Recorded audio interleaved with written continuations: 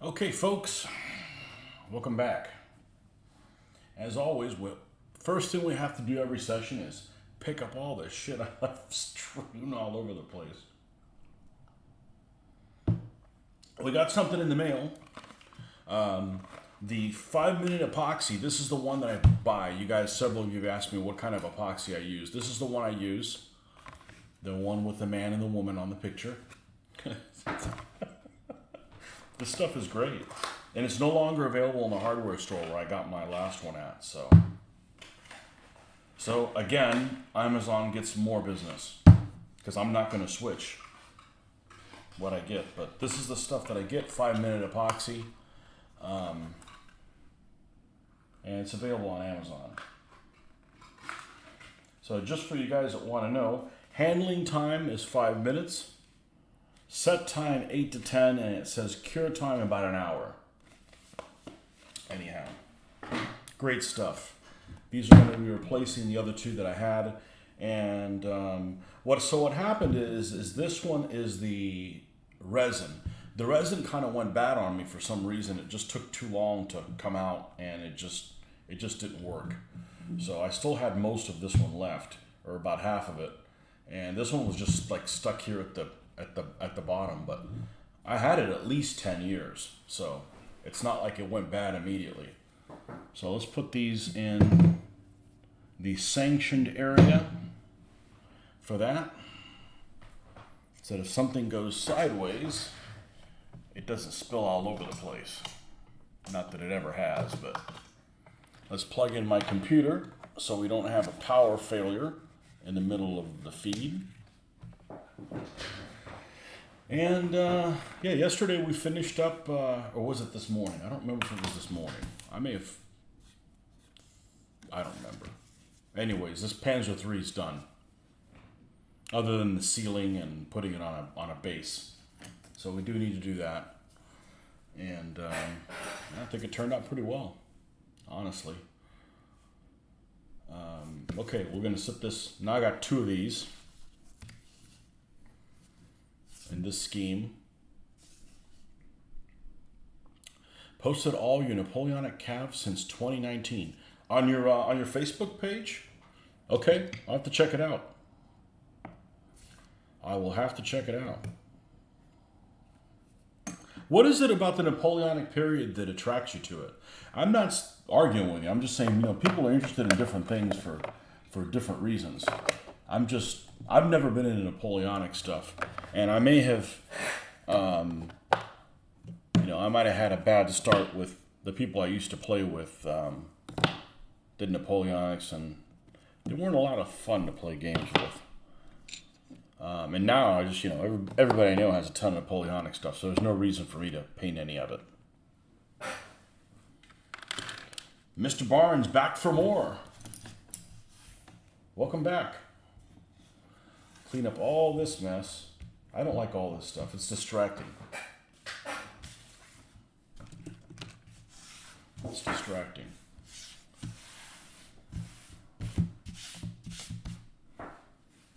You like the paint challenge and research. Okay, I can appreciate both of those things. I get where you're coming from. That's stuff that appeals to me as well. All right, we don't need micros set for a while, because the next one we're going to work on is the Britannia Panther. And the Britannia Panther actually came with these little shirts in here, and the design is so poor that I'm just not even putting them on there. It's just, you can't glue them on there. And I don't really like shirts on a Panther. I don't like shirts on anything, to be honest with you. But I would have put it on these Panzer III's if they came with it. But I was digging around today, and I found many pictures of Kursk period vehicles in the Panzerwaffe that did not have Schürzen on them. And they were, according to this, taken at Kursk. So, okay, we need to find this little hatch. And she should be sitting at the top of here. because we're going to have it open.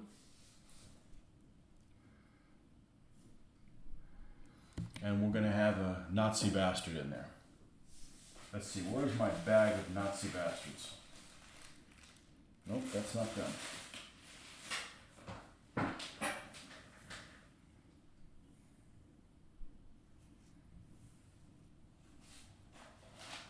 This away. This does not go there. I'm sometimes my own worst enemy.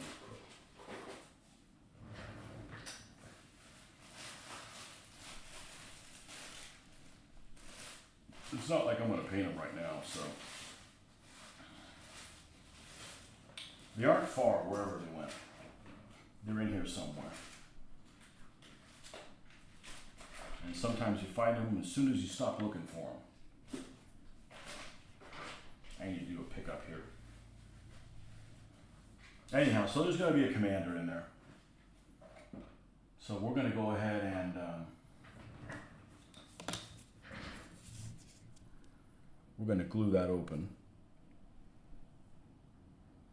I believe it's like that. I better consult some pictures because I don't have a good degree of trust with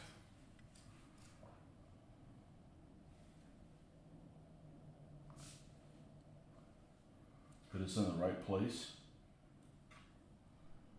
based on certain manufacturers. Okay, yeah, it's in the right place. It rotates out that way. Okay, cool. All right, so I'm just going to go ahead and just get that out of the way. Glenn Casey, welcome back. Usual suspects.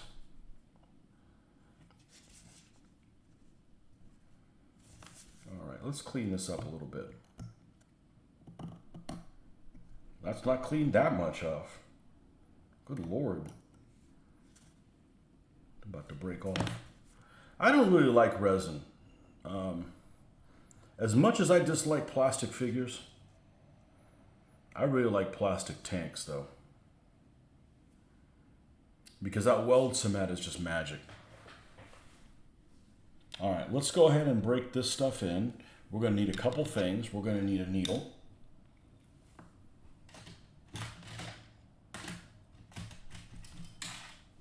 Okay. Let's just get this one. It's about half coming off anyways.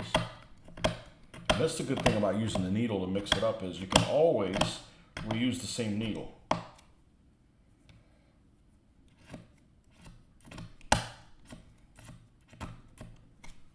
All right. So we have that. We need a tiny piece of cardboard. Maybe not tiny, but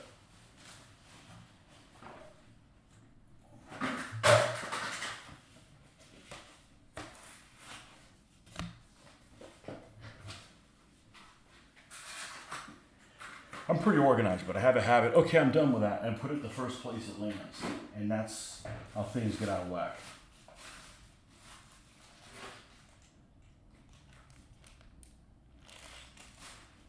That's how that happens.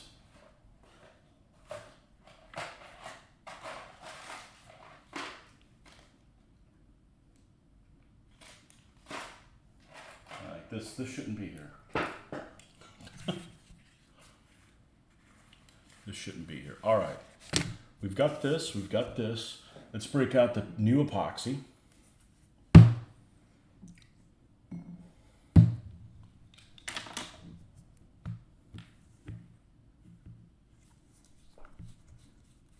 And here's a sealed for your protection. Oh, it literally says sealed for your protection. Careful, you could have epoxy all over the place. Blah, you know.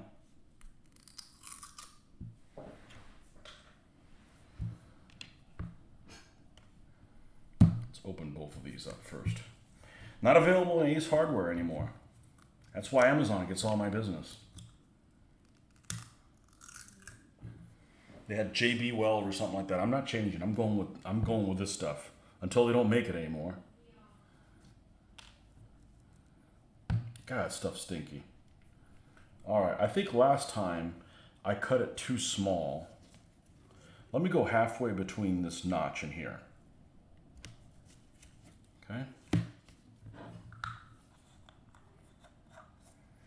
And I stored it right side up for many, many years until it started getting really thick and I wasn't able to get flow out of it. It was just a fight every time I wanted to use it. And we'll do the same thing here, halfway between those two spots.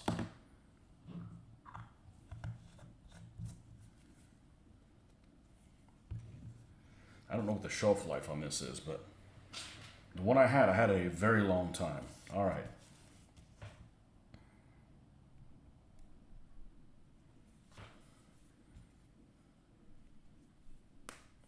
There we go.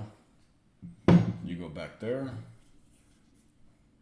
Now that I went the other day to get this device that I picked up from IKEA, I think.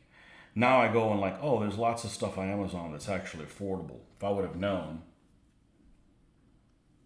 So I'm not really happy with the brush arrangement for it.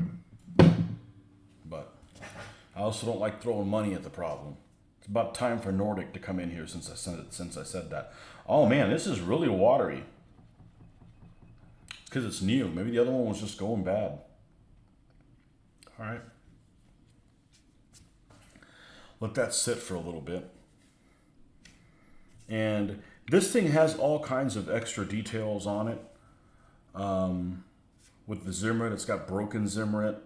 It's got, this one's like devoid of so many things. And I've got extra Panther parts. So we're going to try and put some tracks and stuff on this one. So I don't want to get bogged down in that. But I really, really like the way this one turned out. Like the paint scheme. Really, really happy with it. Unfortunately, they're both, it's thickening up. They're both G's. And I'd rather them been A's, but it's giving me an excuse to buy some more Panthers, right? But there's actually a fair amount of flash on here. And I'm going to go ahead and remove it while I'm thinking about it. I should have done this before I painted it, but it's not that big of a deal.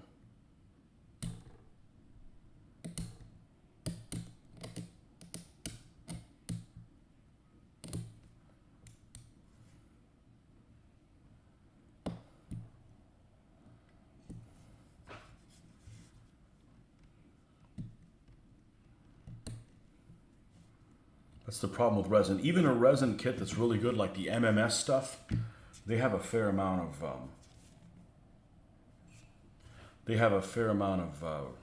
flash on them.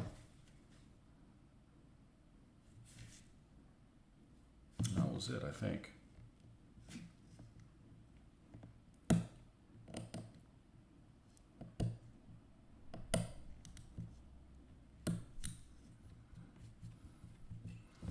So we'll just paint over that with yellow. It's not a big deal. I'm not going to prime it or anything. Is this thing loose while I'm thinking about it?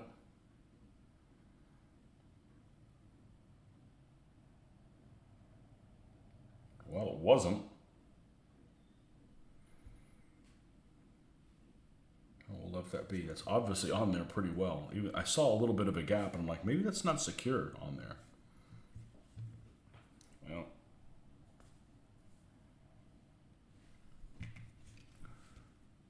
might as well glue that on too.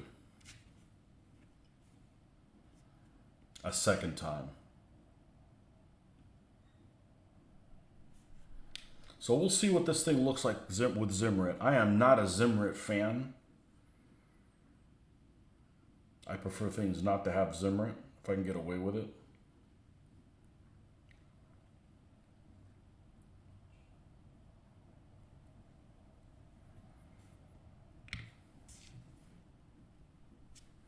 Let's just put it not over the tank. Now we need to thicken up a little bit more because it's literally cantilevering out.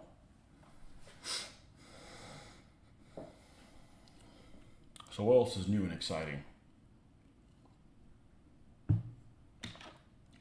Just another Tuesday here.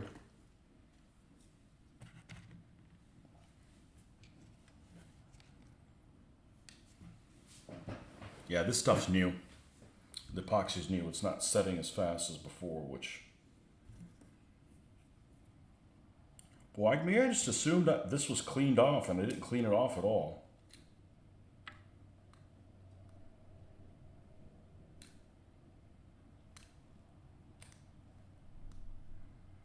Got so excited about spray painting this thing.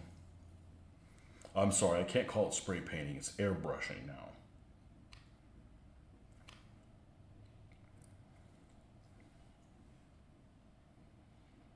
Okay, I think we're good. How you doing over here? There we go. That's where we need to get. All right, we're just going to put a little dab here.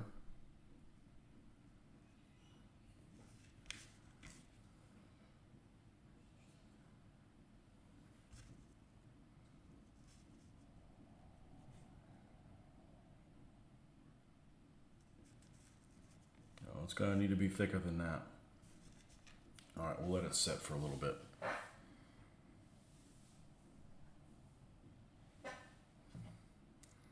Yeah, I like that I've kind of come up with my own kind of hybrid painting method. It does have airbrushing, but it's never going to replace the hand paint part entirely.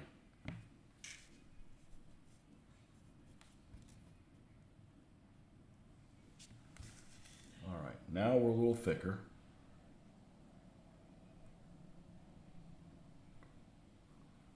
Put that glue turd, let it sit there.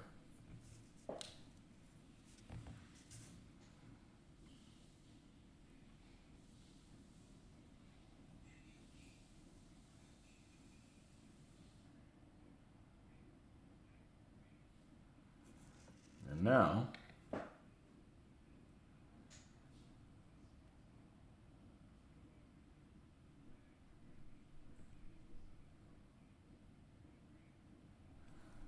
we need to put something underneath here that's going to support it.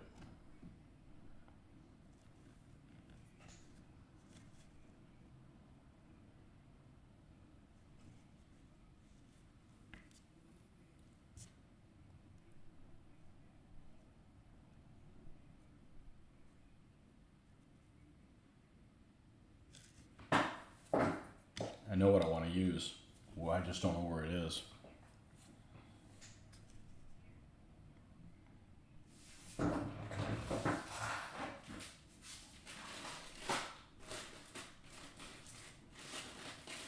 Here it is.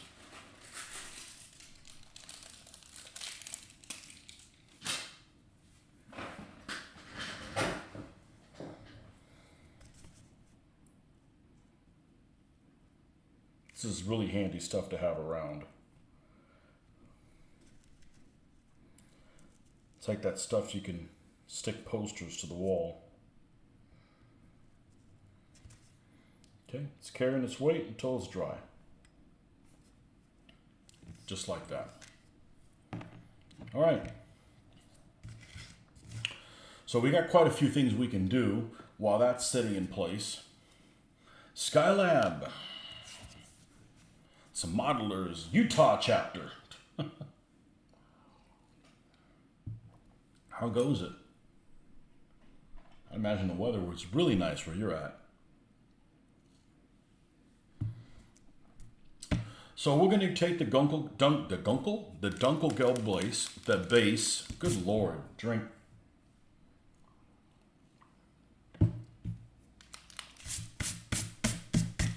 And go over it and soften these things, because even though I'm improving on the airbrush, I'm still making mistakes. There's things about it I don't necessarily like how they turned out, and this is an opportunity to clean those things up.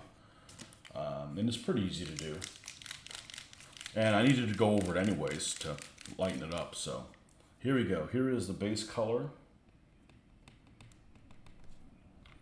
And we will get a brush that's not massive.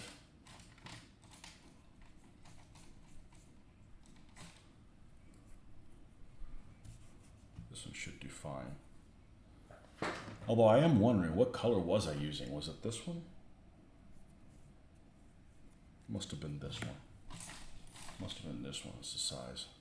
Okay. So let's get some of this here. This stuff's extremely watery.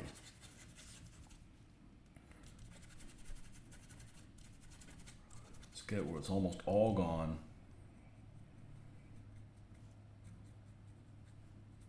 And we're just going to make this more subtle.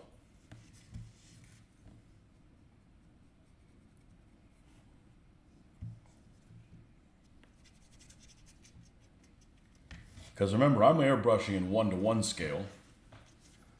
These little maggots in here are dry brushing in 1/72 or what have you. So it just softens up. So see if I can show you what I'm doing here. You don't have to do it this way. I just figured, hey, let me just show you something. I'm new to this. I'm new to vehicles, but man, I picked it up really quick. I picked it up to a point where I was really happy with it, which was really the only thing I wanted to do, you know. But I have years of experience how to doing stuff, so I know what I don't like. So I try not to do that from time to time. But you see this area here, it's just kind of all blah, you know, with the green over it. So you just come in and you dry brush the base color on top of it.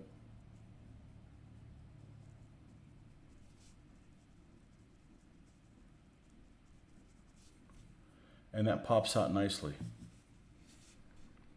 Same thing here.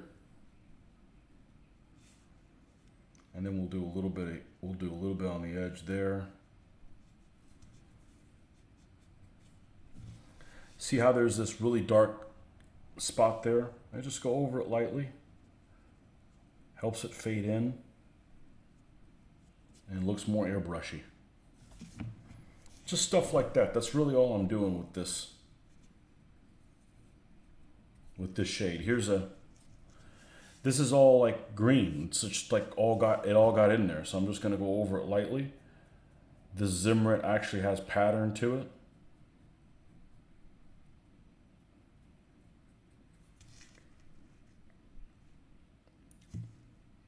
And it just makes it look like it's more airbrushed. So in a perfect world, I know I'm not going to put unit insignias on these, but I wouldn't mind having these guys look like some of the PANTHER layer Panthers. And the PANTHER layer Panthers had camouflage that was kind of subtle, not really loud. It was 3-color, but not really loud.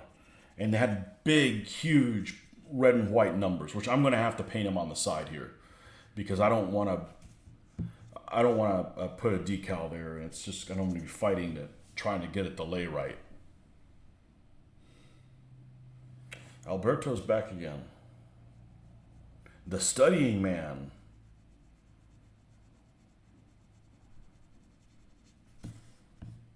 Just a little bit of subtleness to this.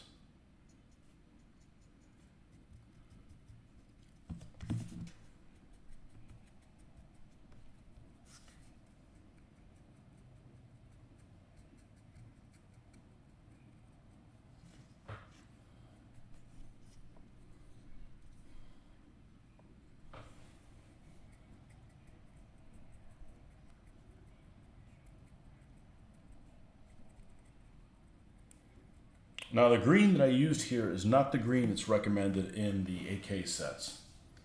I don't know, AK, MIG, ammo, what's the frickin' difference? This one says ammo and MIG, but no AK.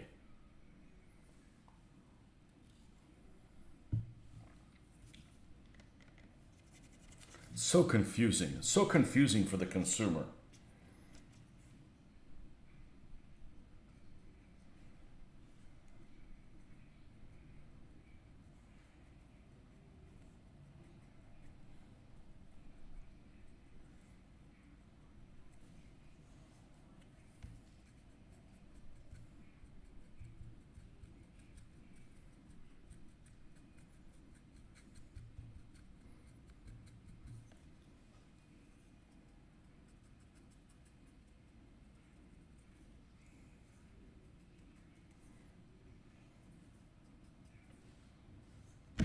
Okay.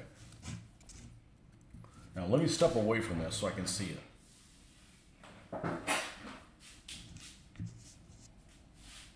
Yeah, it's a lot more subtle.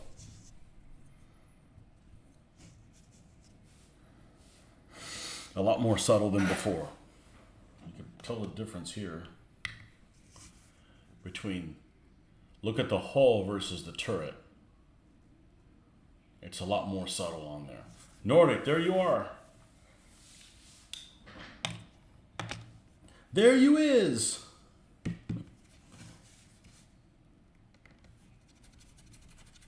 So let's soften up the turret as well.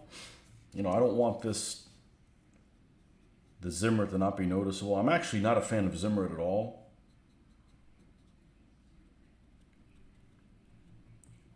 But it came cast on the model.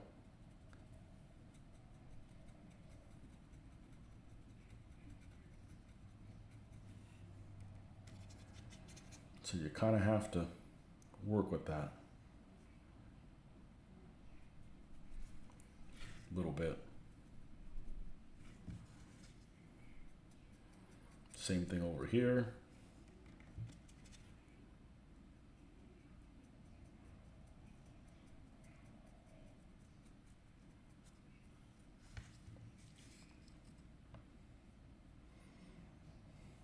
TNT with Tony. Yeah, I'm TNT. I'm dynamite. Oi!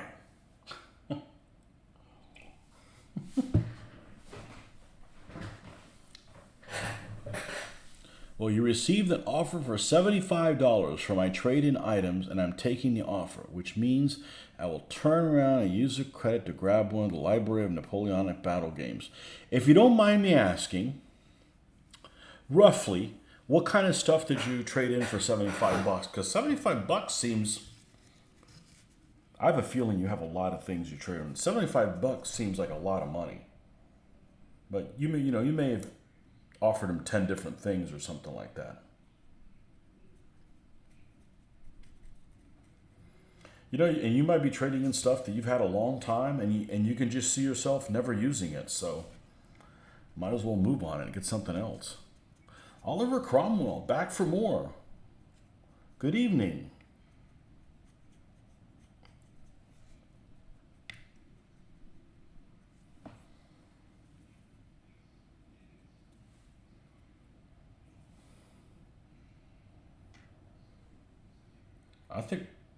I think I'm going to leave this thing there, just for good measure, until it's fully dry. I'm going to leave that there, give it some support. I can paint around it, or come back to it and touch it up as needed.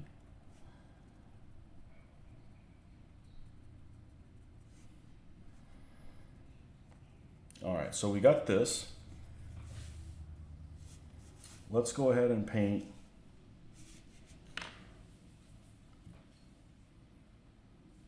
I'm not gonna go get the primer. I'm just gonna use Vallejo black to paint that hatch.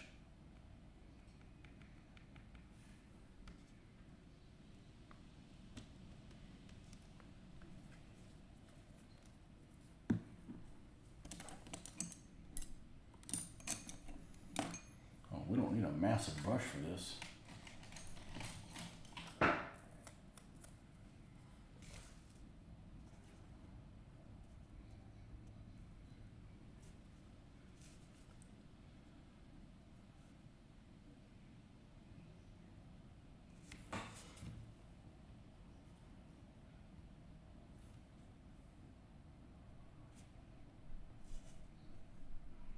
Shit, I changed my mind. I gotta paint the underneath part of this.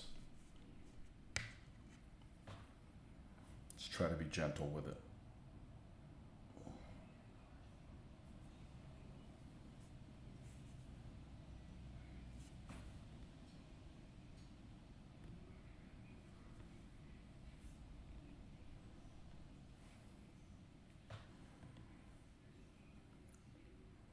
Let's go ahead and paint the machine gun black too, while we're at it. The parts that we definitely know are going to be gunmetal-ish.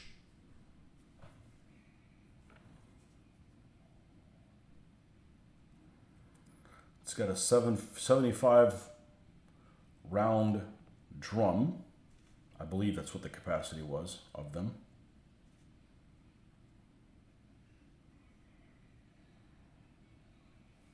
These drums of ammo for MG34s and 42s reminds me of buying compressed air cans for an airbrush. It's like you're going to go through that shit in no time. We're going to leave the arm in Dunkelgelb color.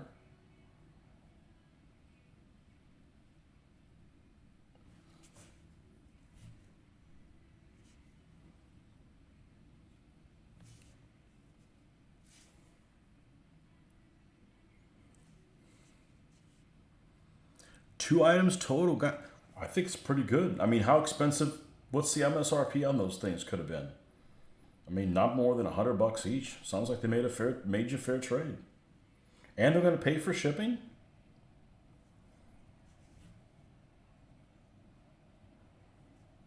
Yeah. Was it easy to deal with them? Well, let me know how it goes, because maybe I'll do that. I don't want to go to the post office though. Never mind. You're currently on vacation in Florida. Ooh, where? You're completely getting out of Magic the Gathering, so selling what I have left. The box set I picked up at a flea market for $30 I've determined I will never use it in my game, so I decided to flip the items and get a game I'll definitely play a lot of. I don't blame you. I played Magic the Gathering one time, and that was it. If I want to play Magic the Gathering, I just fire up Hearthstone or whatever that game's called that you can play free on your phone.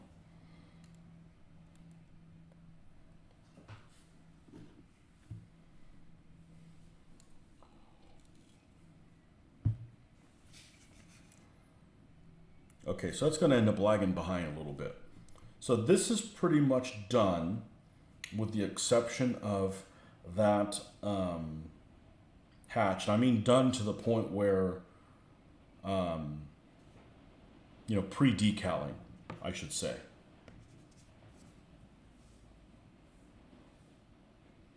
The anti-mine armor on the fuselage of the tank you did with putty.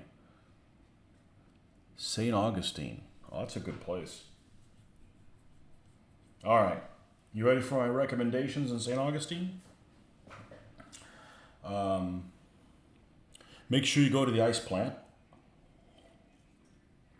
The ice plant is kind of a bar that they built in an old place that used to make ice, and they have a bunch of signature drinks, and they all come with ice that's made a certain way. Anyways, there's good food in well, when I say good food, there used to be good food, because now we live in the land of who knows what you get, but that place used to have good food and drinks, so.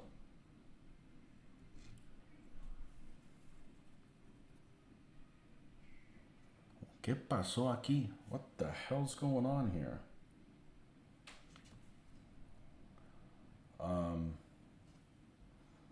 I like St. Augustine a lot, unless you go on a day that's dreary. Then it's not a good day, but I don't know that you're going to get any bad weather for that. Okay, we got to paint road wheels here. We got to paint the track. Let's go ahead and do the road wheels, and we want to not use this massive brush. Massivo.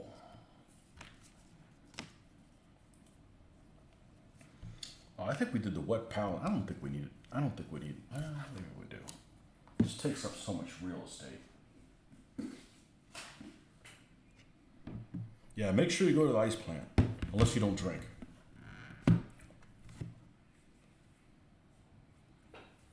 What else is good there? I haven't been in a little while. We used to go all the time.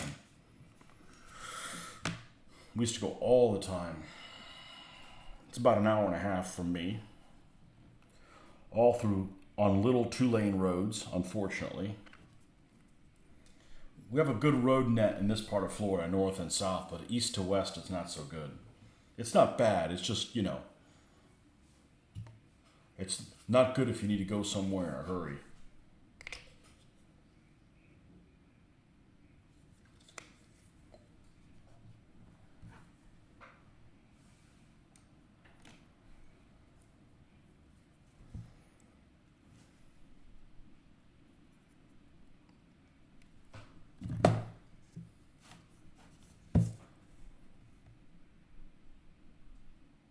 One of the best meals I've ever eaten in my entire life was in St. Augustine. There's a hotel there called the Casa Monica, and they have a restaurant. And my wife and I had like a tasting menu from there. And it was amazing. It was one of the best things we've ever eaten. It was like a 6 or 7 course meal or something like that, all paired with an adult beverage.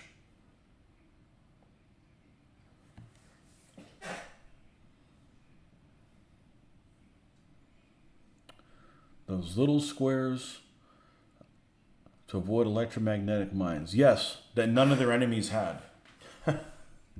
I mentioned that the other day, that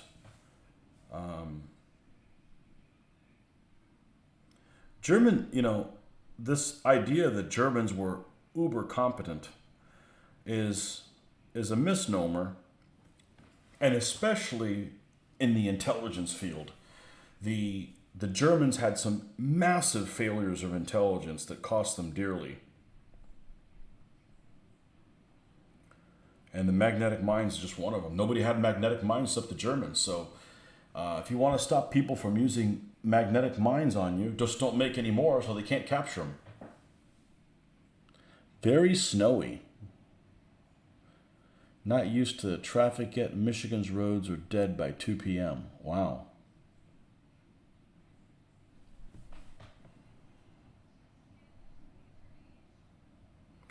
Sounds like you need to watch some unboxings to see which one to get. That's what I'd do.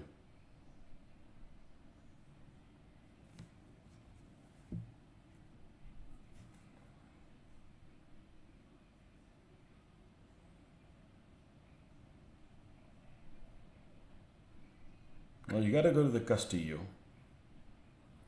Don't get talked into going to the little one in Matanzas Inlet. It's a little ways away and really not worth going to. It's just kind of like a little whistle stop. I was trying to think. We used to go all the time, and I haven't been in quite some time.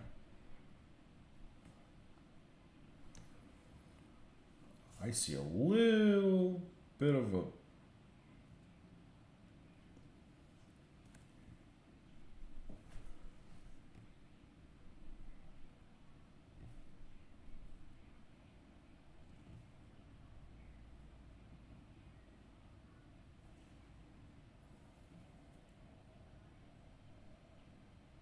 I like going when it's cold.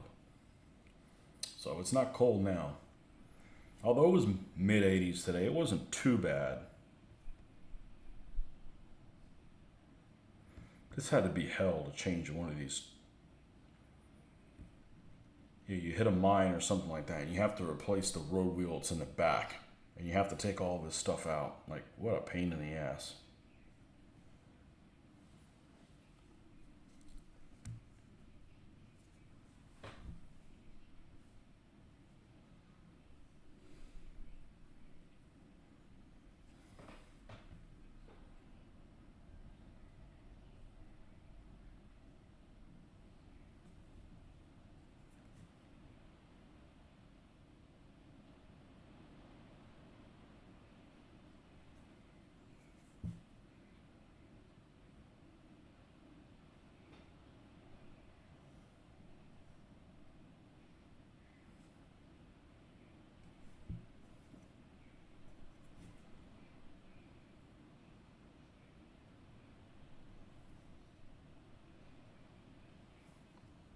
I've gotten some great deals at the outlet malls there. But that was before, the new cost of things. So who knows if that's still the case. I just don't enjoy going to stores anymore. They're always out of stuff.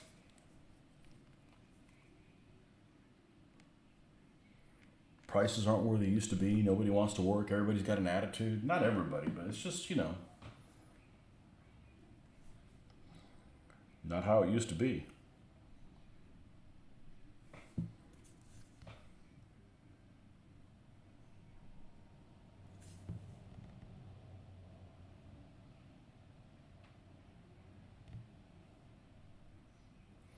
No game shops. So if you're coming down to Florida to go shopping, you came to the wrong state.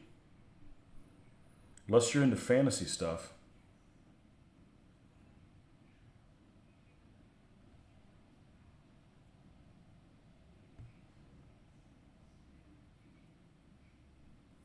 Those days are over.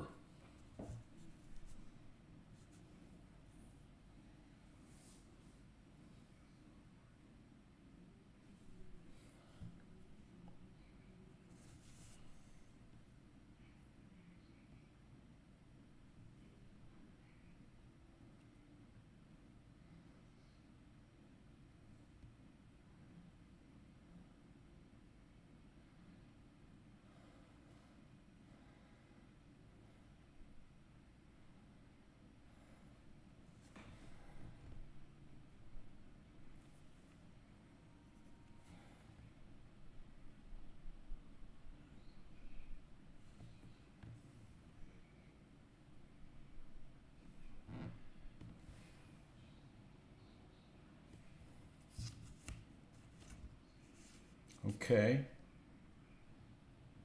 Oh, there's a little bit of one sneaking up right here. These is kind of shoddy, sloppy type of thing. I am not a big Britannia fan. And I guess they went out of business or they got bought out by somebody else. But I remember way back when I was doing World War II, man, they loved to push that Britannia stuff. Okay, we'll paint the tools afterwards. Let's paint some tracks. Actually, this thing's dry. We need to paint this thing so that we can mess with this after this dries a little bit. We're not going to put it here. We're going to put it over here.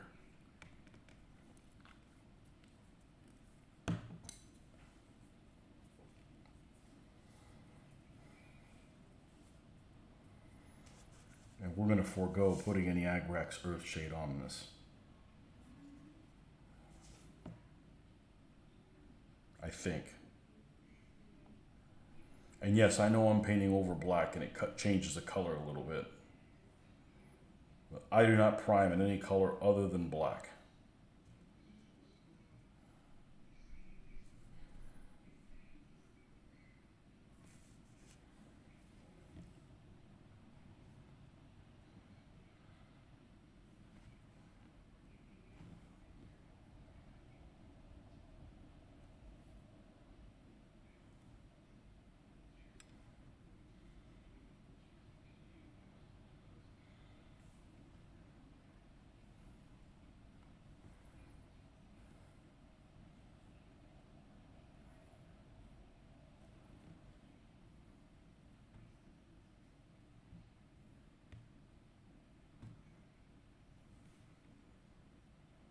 Okay.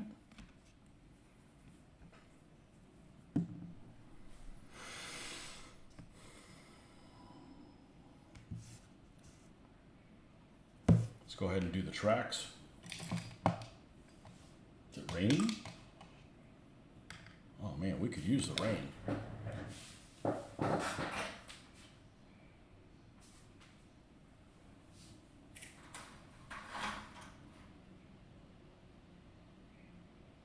Yep. Excellent.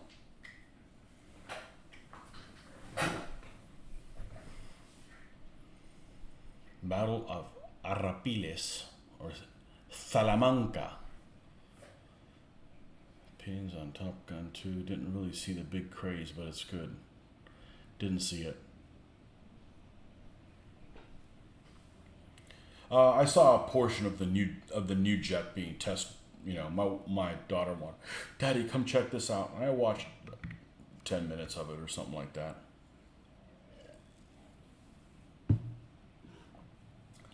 I heard that they didn't name the country that was the enemy, so I was out. I'm like, okay, enough of that.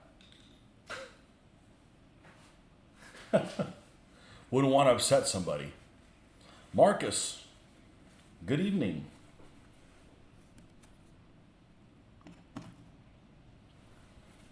If you had to make a movie like Top Gun, and you had to create an enemy state, who would it be? In this day and age, who would it be?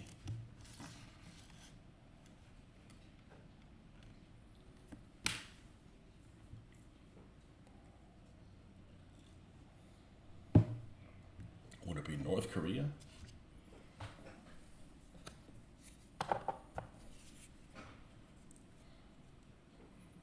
China. I'd make it China just to piss those fuckers off.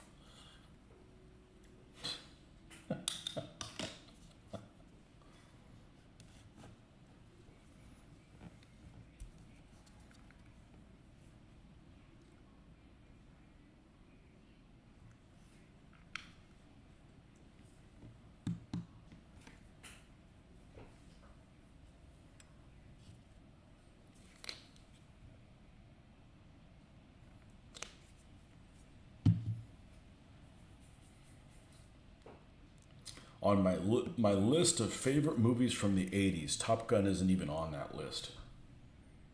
I don't see what the big deal is. I didn't hate it. It's just I don't see what the big deal is. It is a Britannia model. Yes, it's all like out of scale and hokey, cartoonish. And it will have a Panzer Commander in it, and it will not be a Britannia Panzer Commander. Actually, I'm okay with their vehicles. I mean, I know they're cartoonish and they're overscale in certain dimensions, but they work. Their figures are the ones I don't care for. With their tiny little feet and their huge heads, you know, and that look that everybody looks the same. They're all clones.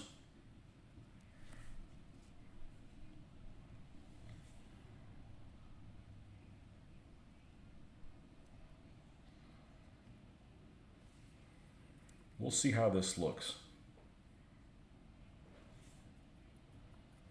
And the only reason I hadn't done Panthers up till now is because I hadn't had the basing situation solved for them. Now that it's solved, we can go ahead and do all the stuff that we've been skipping. And we're doing Panthers and late Mark IVs, so T-34-85s are not far around the corner. And I'm really looking forward to doing them, because I got a bunch of them. And I mentioned this earlier, I actually enjoy painting the Soviet vehicles more than any of the other ones. And the reason why is because nobody pays them enough attention. You know? Nobody pays them enough attention.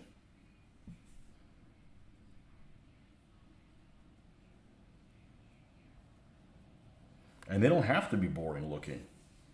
You know, this whole paint them just dark green and move on, that's nonsense.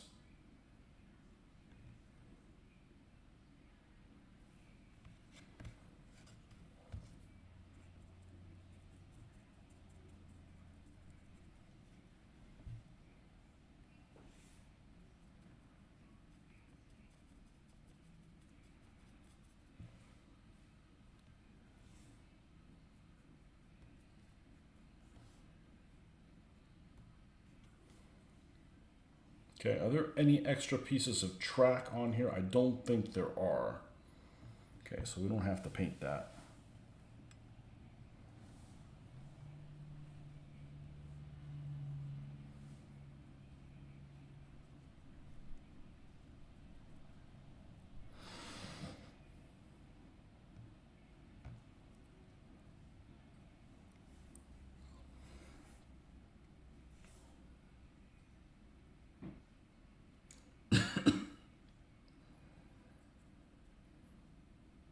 But there's folks that paint things I don't like. I don't like FAA either. I have a pair I purchased from someone, was thinking of repainting them.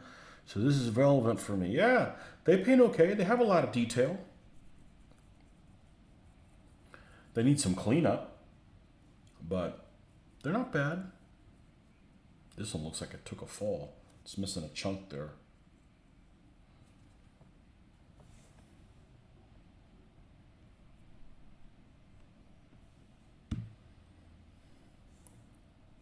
There's a lot of paint schemes for a lot of German tanks that, even though they may be legitimate, they just look poorly executed. You know, they don't look very believable, some of the paint schemes. They're like too sloppy. I know you're trying to fight a war against the whole world, but, you know, take some time out for making your camouflage look a little better. Why Kelly McGillis does not stop in Top Gun? I don't know. She never did anything for me.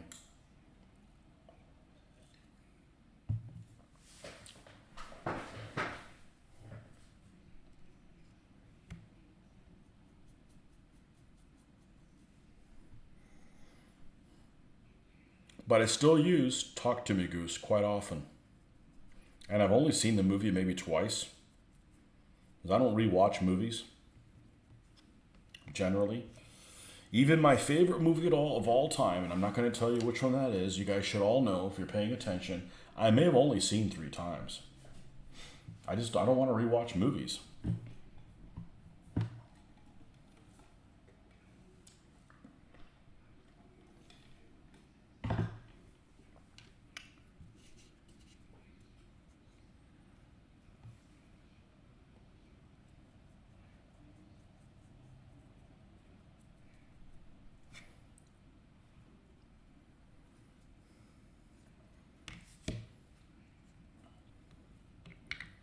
All right, let me step away from this thing and take a look at it, as I like to say.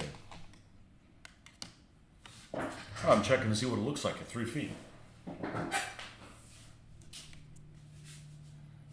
we can move it over here where we got more clarity.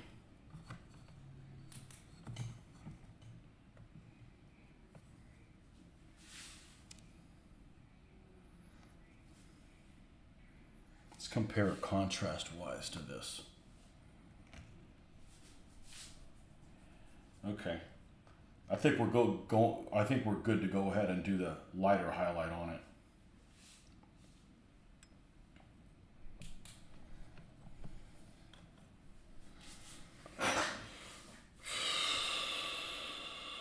I left for a few seconds at hypersonic speed and couldn't see how fast it was going.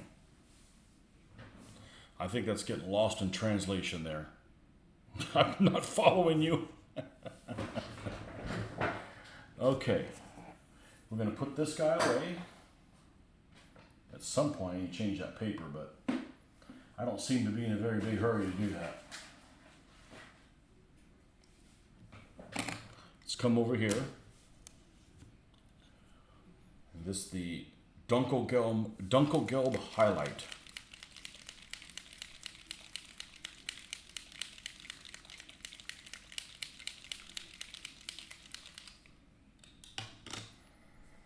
So my preference is to use this paint for airbrushing and Vallejo for dry brushing. But I use them both, you know, I've airbrushed Vallejo also. It's just a little thick for it. And this is a little too watery for this, but yeah, you make do. Okay, so we're going to take this right out of the bottle. Get almost all of it out.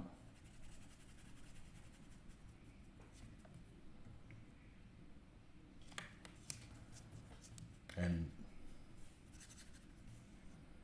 go over this ever so lightly.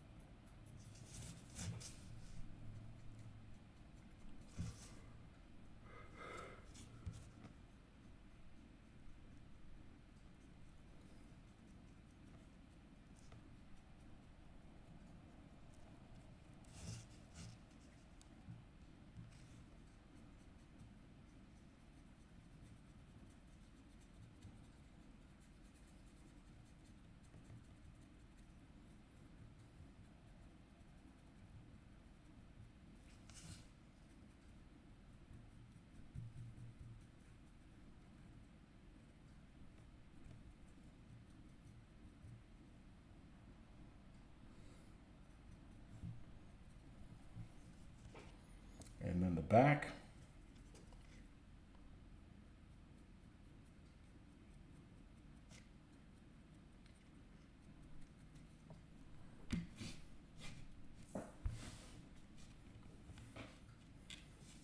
We need more of this stuff.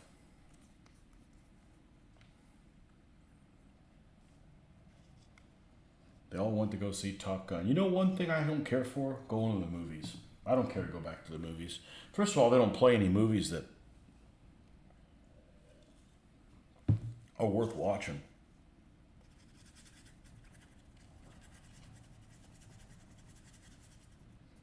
And the person I used to go to movies frequently with was the daughter. Now she goes with the boyfriend, so, you know. But I'm not a huge movie person.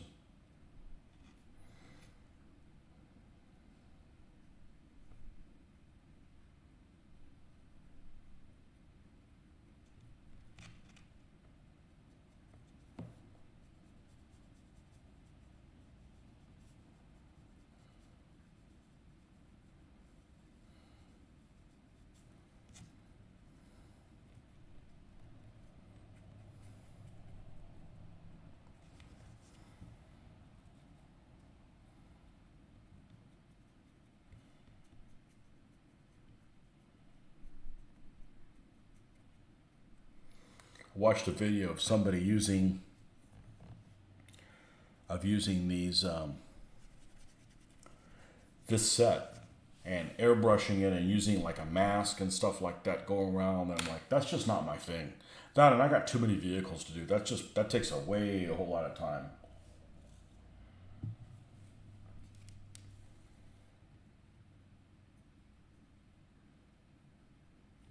That just takes a whole lot of time.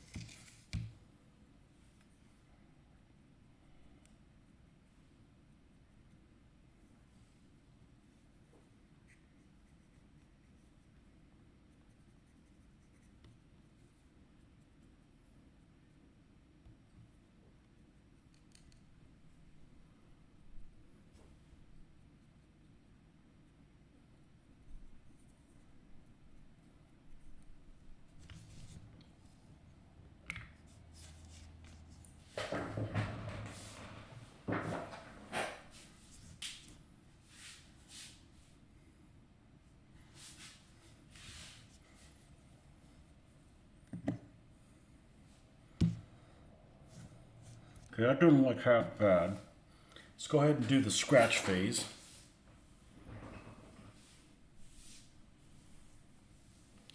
Nordic Maelstrom, he discovered lack of underwear and excavation in north of the country.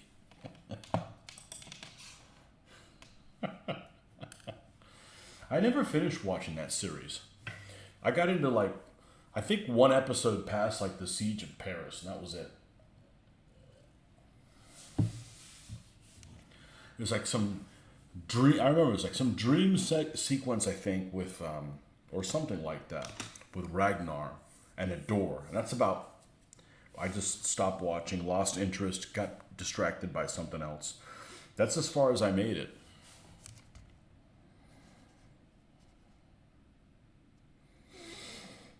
That's as far as I made it. What did we say we were going to do? Oh, scratches. What I like to call scratches. Who knows what they really are? Color imperfections. This brush is good for that.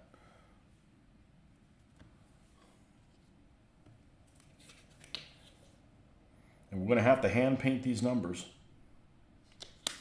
I don't want to use a decal and I have to get it all in, but all up in there. It's just not going to work. And then even if I do, then I have to shade that. That's not my thing. That's not my thing. So let's just mix a mixture of these two.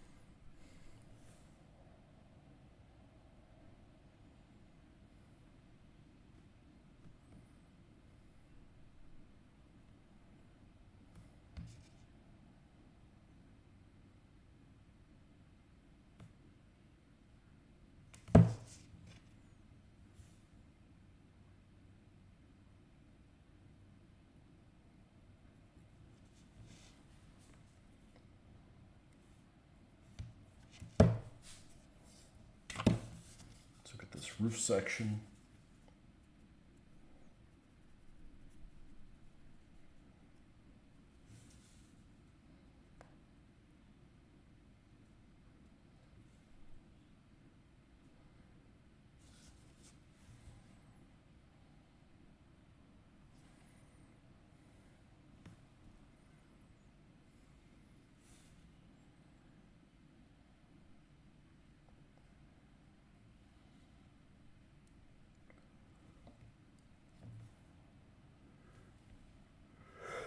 Oh, weird.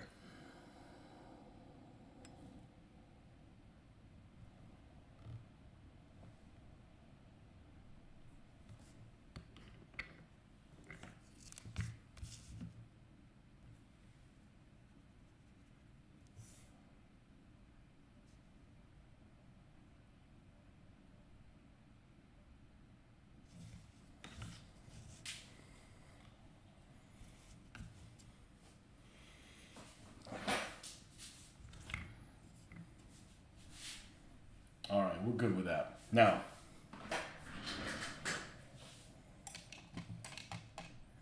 let me take a look at something.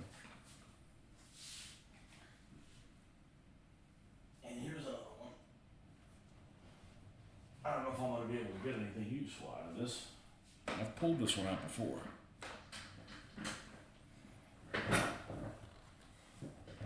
Panthers in Normandy. And this one has quite a bit of color plates, if I remember correctly.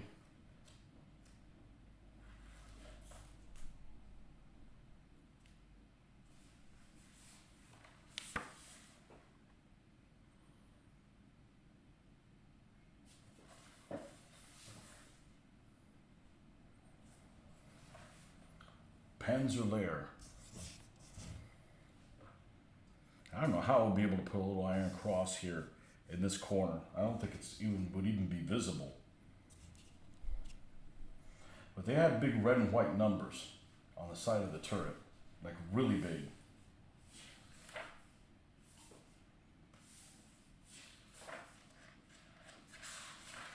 Look, here's one named, here's a Panzer IV named Heidi.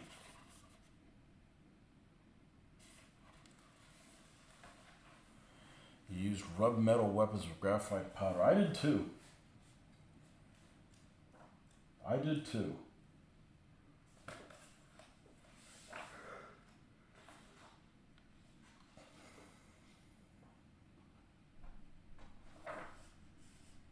Here's one that took a spill.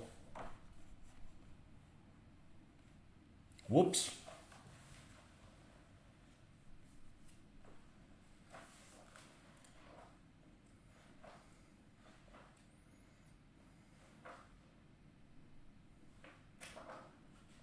I thought there were more,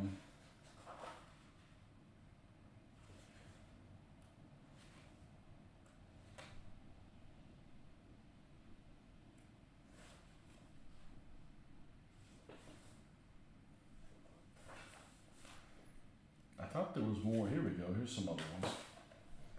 That's tiger ones.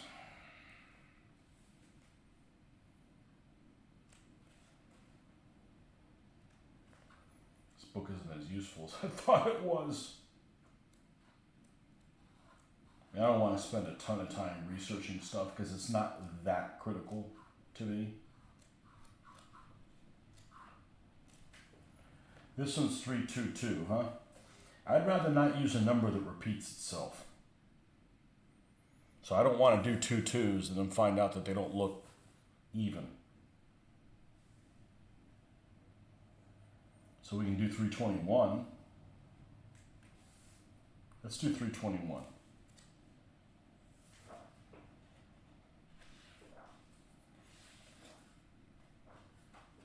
Red numbers with white outlines. Well, the way to do that is to paint them white. No, paint them red and then outline them in white. Yeah. What's the 2 look like, by the way?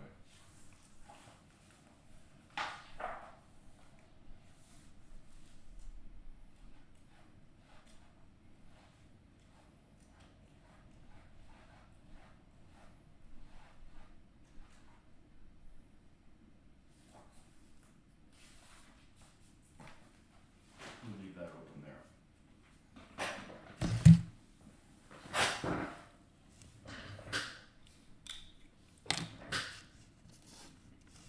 All right, now we're going to go ahead and change the wet palette because I'm about to use some light colors and we got all kinds of dark shit in here. So I'm going to get rid of all this, clean this lid, and I'll be right back in a few minutes.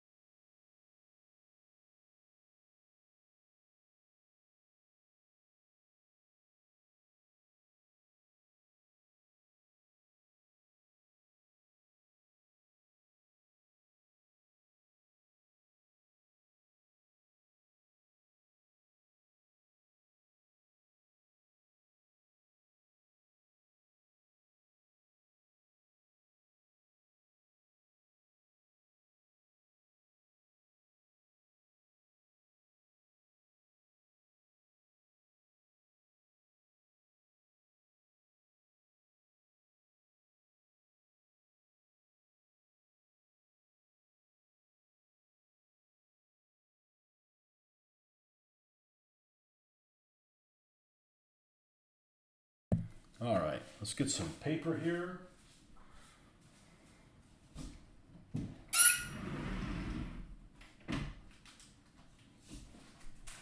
They say you can reuse these papers. Yeah, I don't think I need to resort to that. That's a little excessive.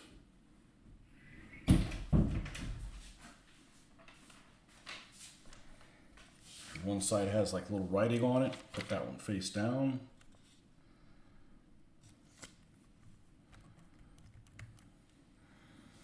Okay, and then let's get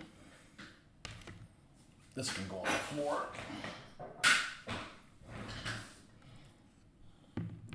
Let's get rid of any of this stuff that has live paint, as I like to call it, on it. Let's get rid of these Dunkelgelb type colors. Bring out the big guns. Question, do I have at home a scenography table for the game? I have one I can put together. I don't have one made. That's one step at a time. But it will be played here. I'm not taking this anywhere else. I'm doing all the heavy lifting. It needs to be easy for me to do.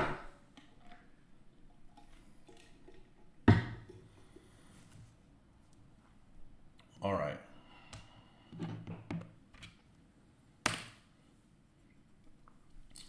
I'm going to change my mind on what I said I was going to do and how I was going to do it. I'm not going to do the red numbers first. I'm going to do them white and then put red in the middle. It's a little bit more forgiving, but regardless, I need to get some big guns out here. I need to get some brushes we have a lot of confidence in for what I'm about to do. It's easy to do if you've got confidence in them. And I just can't see worth a damn unless I get my face up in it. That's the new normal now.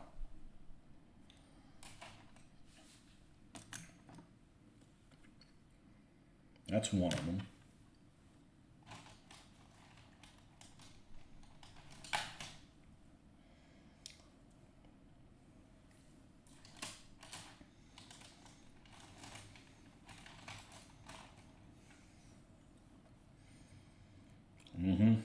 There we go.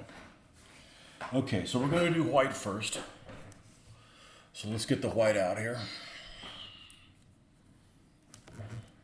The usual suspects.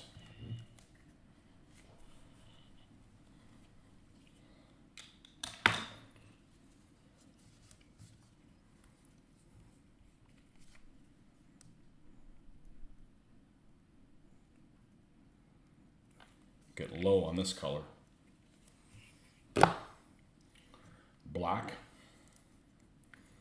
I always have white and black in the center of my paint palette.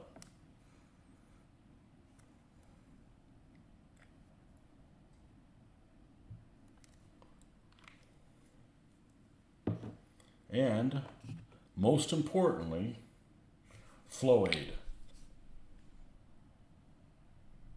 One drop's enough. All right, and we're going to mix us a batch of some light gray.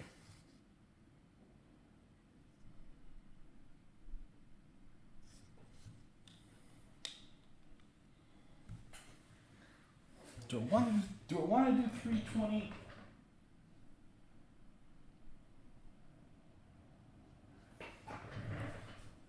I don't know.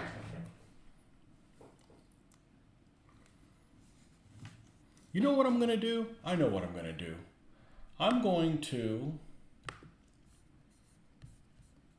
Let me see where the hell that article is.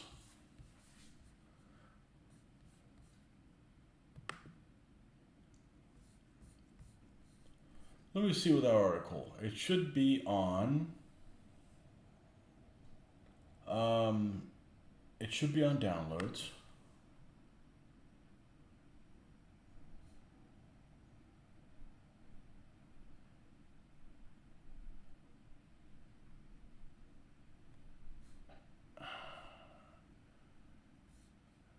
Put it by date modified.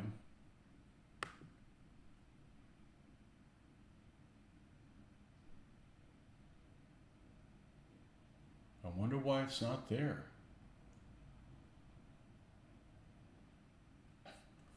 All right, let me go under pictures. Instructions.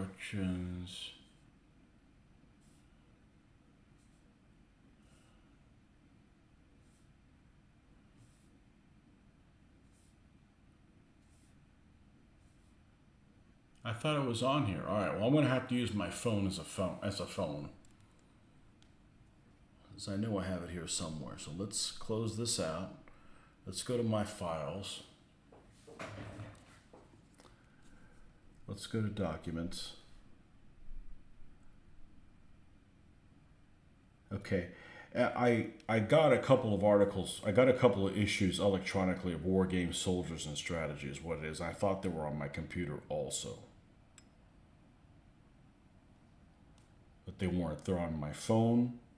And in there is a scenario that they have involving some M10 tank destroyers. It's, which issue? War Games, Soldier, and Strategy 114. You can get them individually, digitally. I was going to subscribe to it, but there's just a lot of issues that have a lot of periods that I'm just not interested in. So, you know, it's just easier to go back in time and just pay $5 for the episode that you want.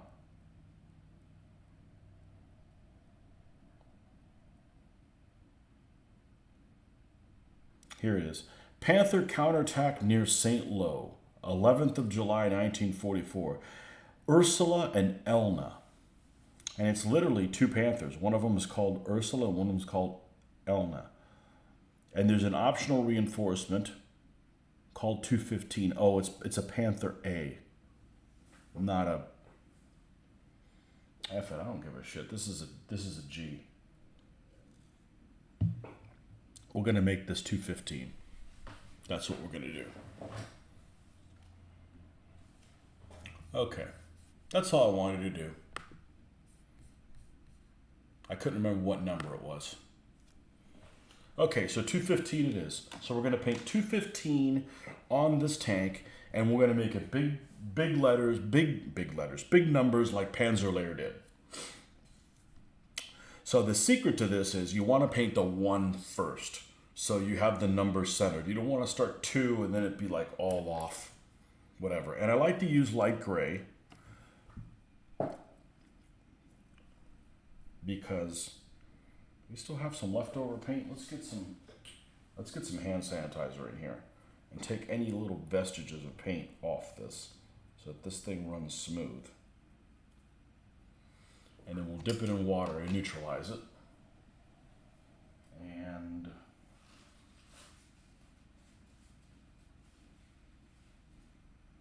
there we go. 215.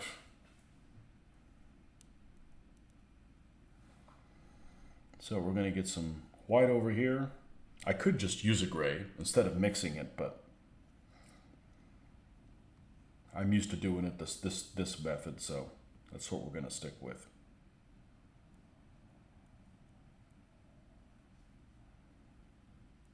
So we're looking at doing 215. So I'm going to count these little squares. 1, 2, 3, 4, 5, 6, 7, 8, 9, 10, 11 to the corner. So 1, 2, 3, 4, 5, 6. So we got 6 in the middle. Honestly, it doesn't look like it would go there. It looks like it would go here. We're going to drop a line on this spot, and this is where the 1 is going to be.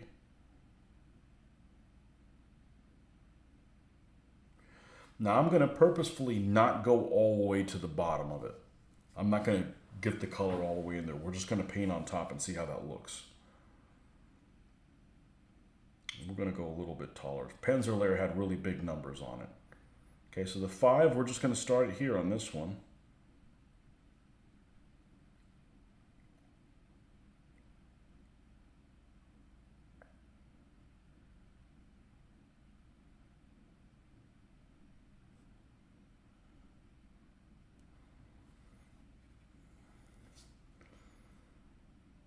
And then the 2.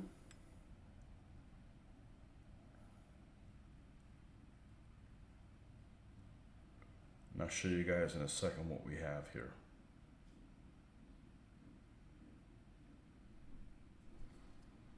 And it's not very noticeable on purpose, but it will be as we build it up.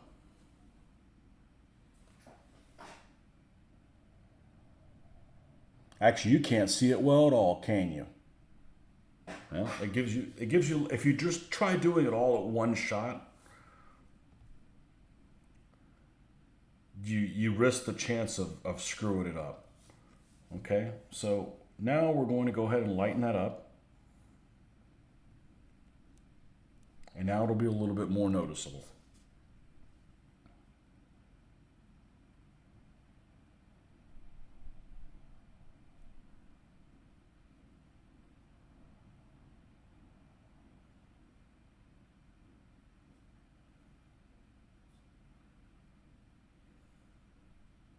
I have never painted numbers on Zimrit before in my entire life.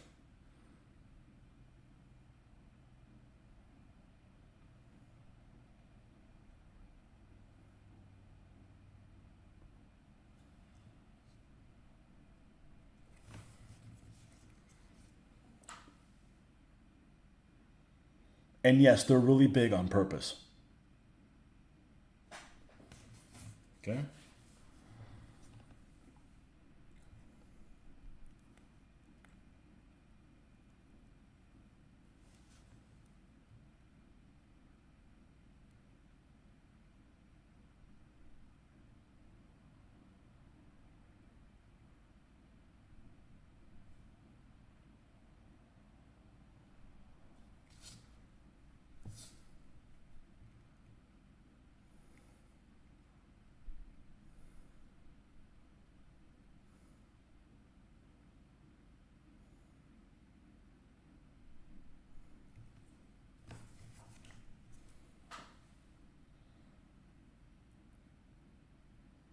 So you got lots of opportunities to clean up the number as you go.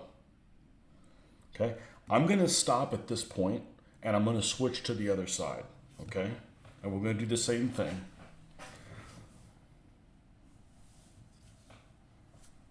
Okay, same thing. We're going to start with this dark color.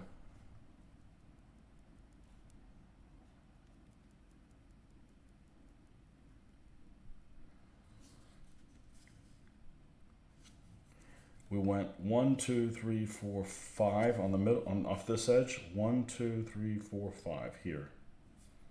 Makes sense.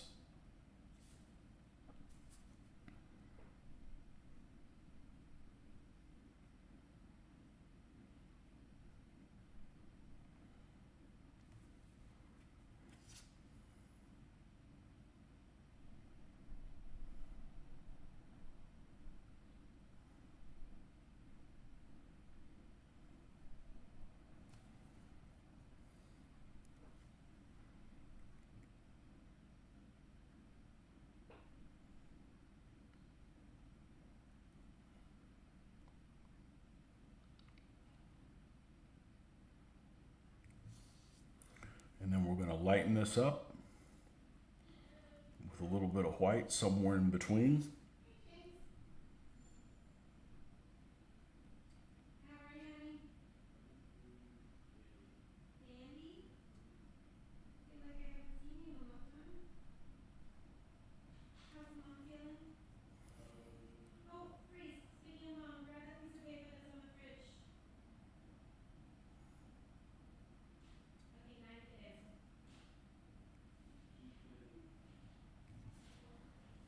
And then we're going to go to white all the way up, or damn near white.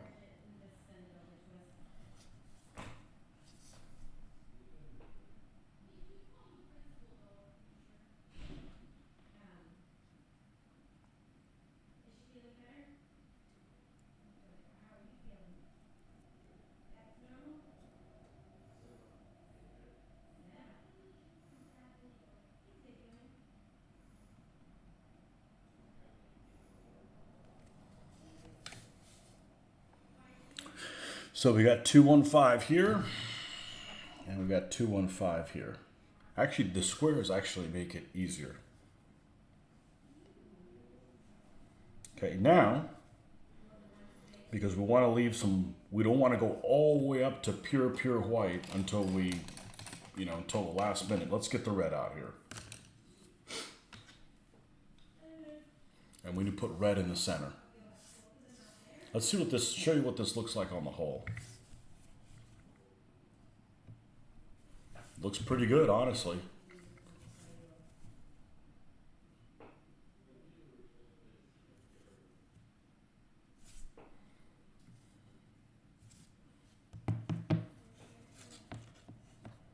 Now, I personally don't like Panthers with Zimmerit on them. I don't like tanks with Zimmerit on them, period. Because I've seen some pictures of them painted, and they're really, really sloppy looking.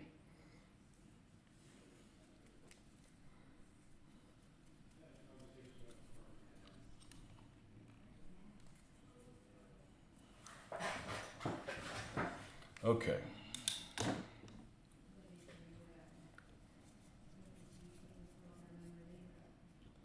Let's get the red over here.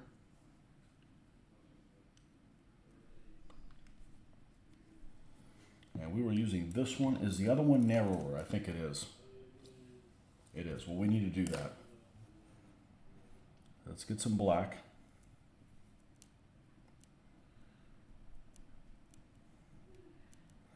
I don't know when I started painting this, but it was definitely influenced by some painting things that I saw in the mid-90s. But I don't like, like the Foundry 3-color thing. I don't use 3 bottles of paint. I use 1. And just highlight up and down. It's just how I guess I could probably use more, and it would probably look all right, but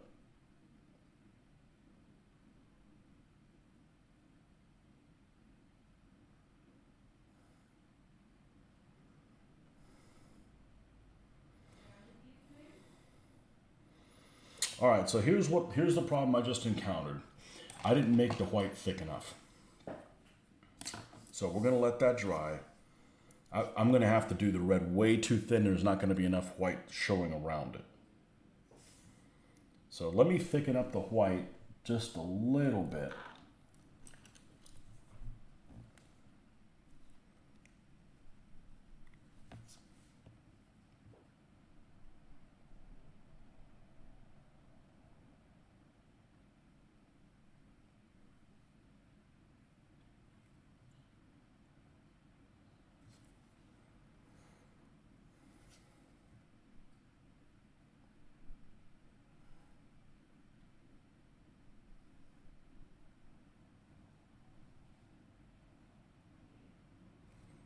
And this is the part I enjoy doing. I figure the rest of the stuff anybody can do.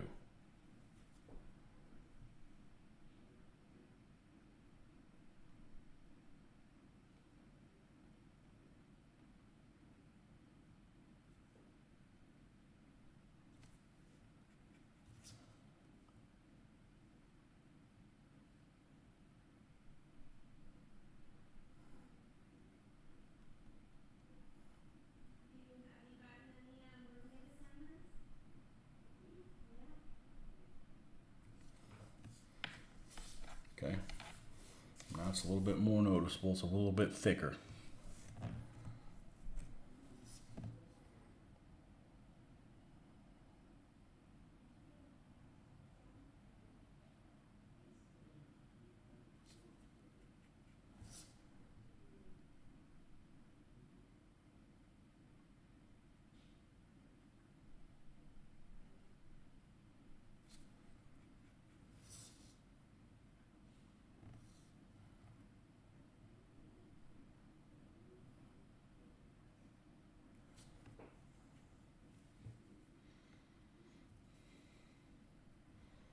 Have I bombed Washington? I have no idea. Hey, people are just working on their hobbies. I don't blame them.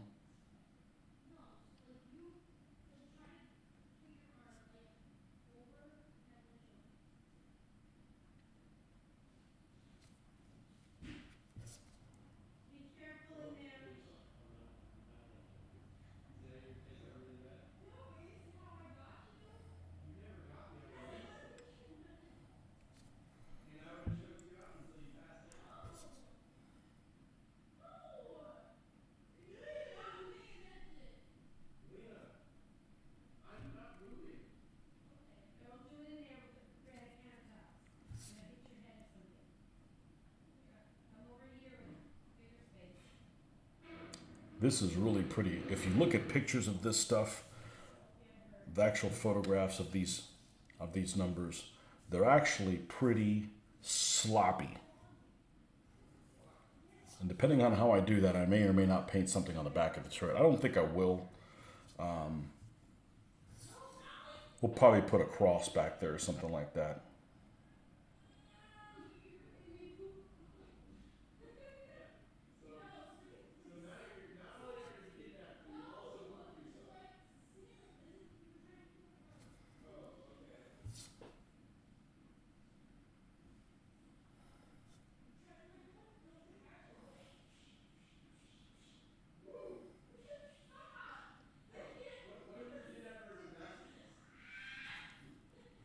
Well, I hear kids in the other room. I don't know what the hell they're saying, but...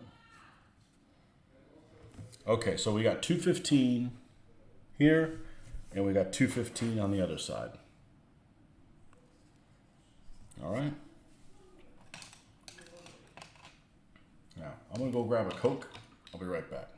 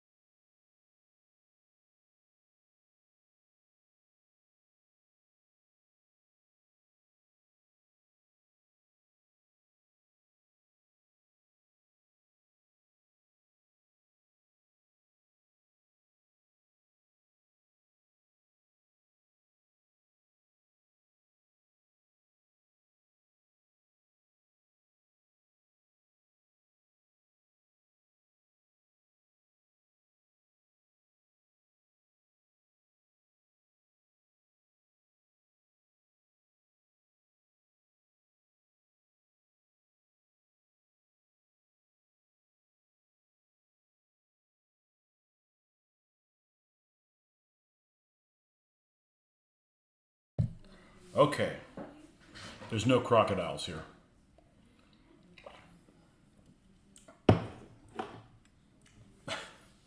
We have alligators.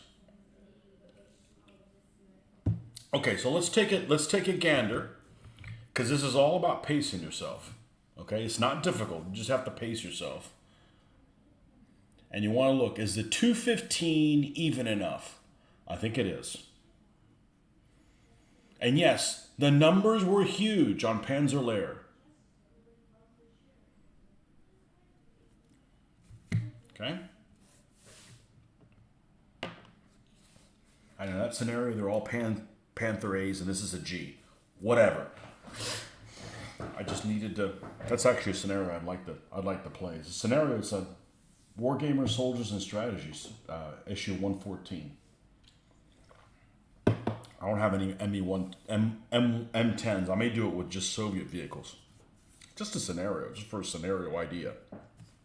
Okay, back to 215. So let's get... You know what? I'm going to use this same brush. I've had a lot of confidence in it. It seems to behave okay.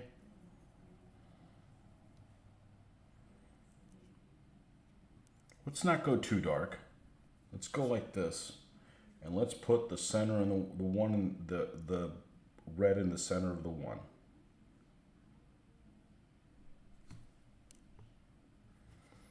And no matter how good a job I do, it's going to look sloppy. Because it kind of is. I mean, when it's going over this Zimmerant,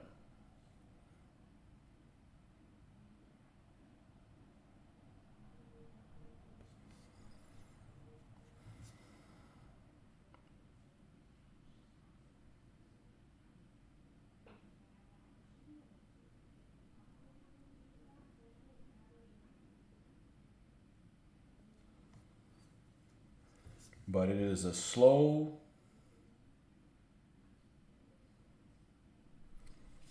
process.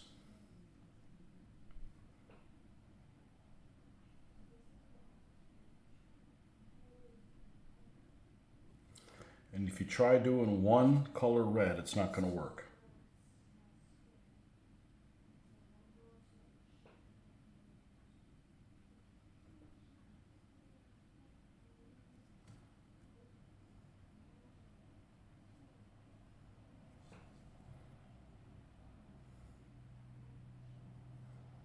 And then we'll throw the lighter color red on top of this one. It's not even noticeable on there. It just gets lost in the wrought brown and the wrought red. So let's not hop and do both sides. Let's continue down and finish this one.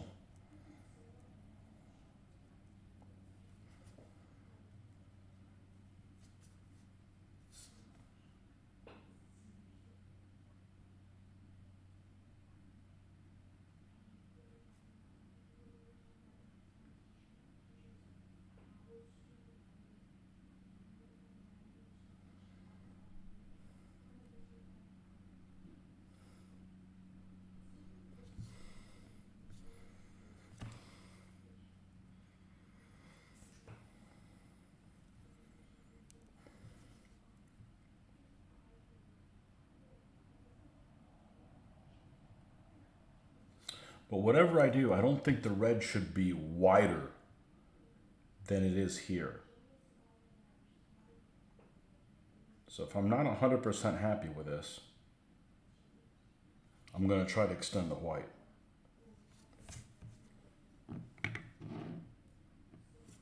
And my only problem with it is it's kind of lost.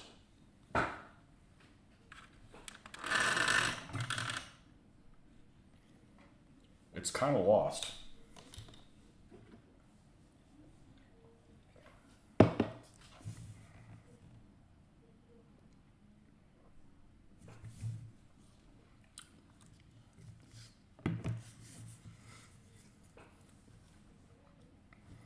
But the secret to victory isn't giving up.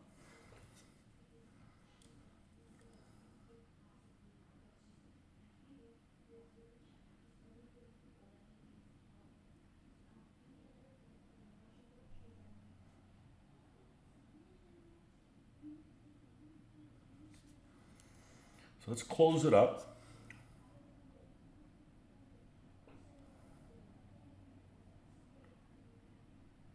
Let's have the red go into the gaps in between the Zimmerant. And that might be all it needs.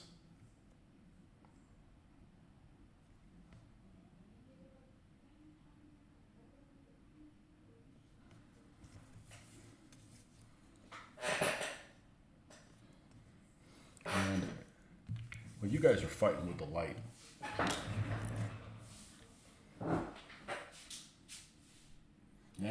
It doesn't stand out very well. I think I need to bring the white now around the red.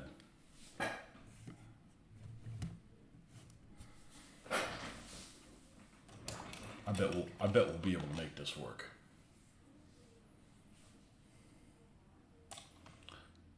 They are Spanish, but as we are short, we can participate in 72nd scale. Are all Spanish people short?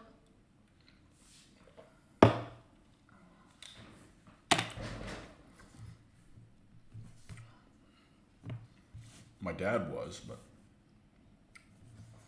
I turned out okay.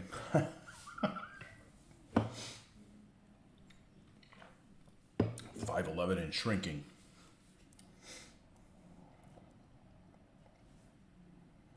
I'm just going to use pure white. Let's see what kind of trouble we get into with this.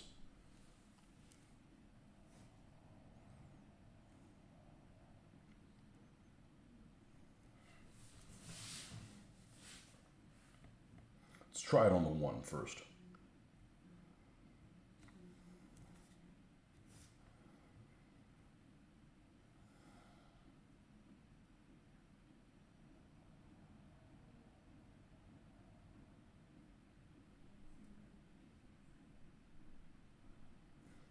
I think this is going to work.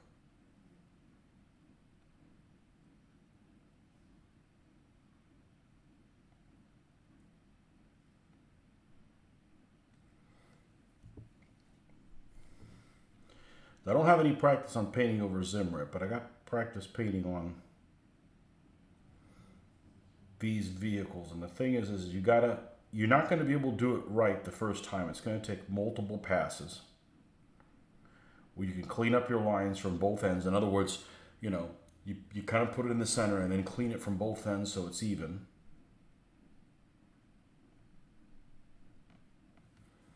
And I can tell you already this is going to work because I'm going to show you we've got the 1 where we need the 1 to be. Okay? And you'll see how it popped out significantly more than the others. And still, the light is brutal. You guys are getting a lot of kickback from the light. So let me see if we can tone this down more to what I can see.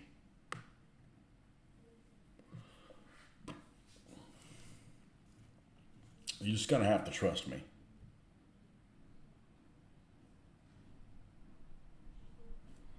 We got that 1 where we need it to be.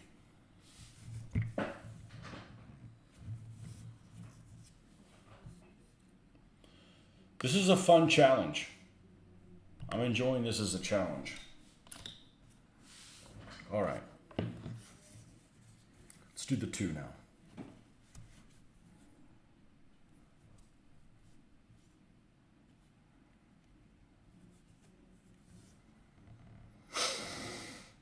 Change my mind. I'm doing the 5. It's got more straight parts. So I'm attempting to leave the thickness of the red where I have it the same and just extend the white out.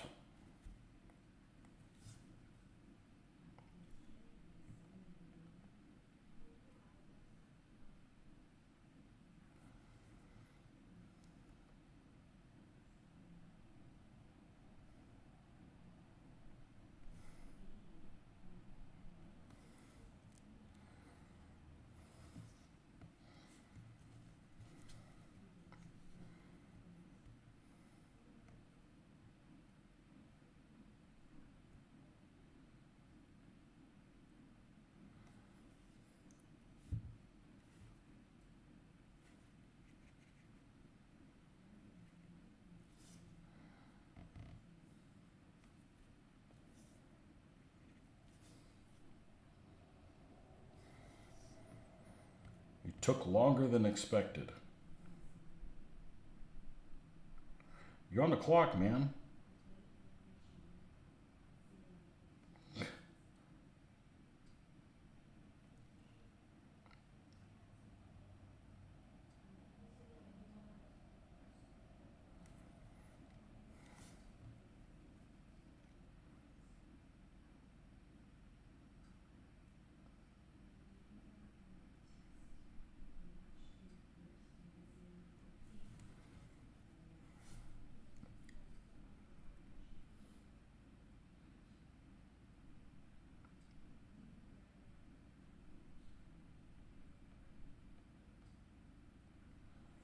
Actually, I didn't even know you were leaving.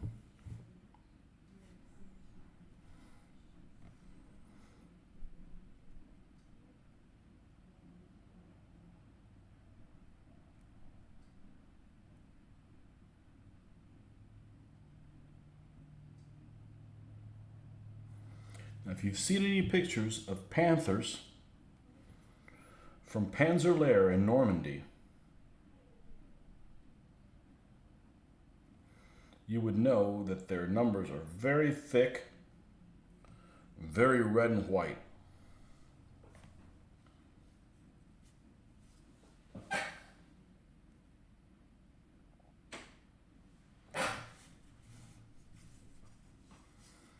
And now let's do the 5.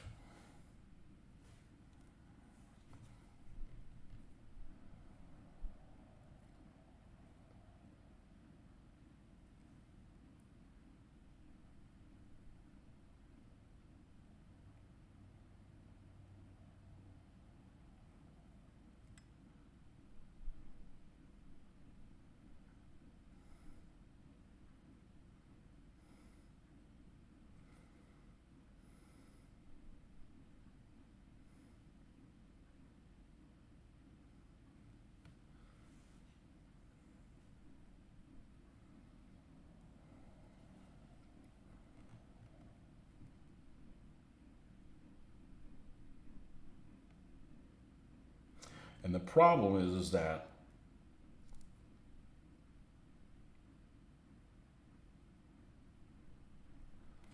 sometimes you have this falls in the crack of the Zimmerant.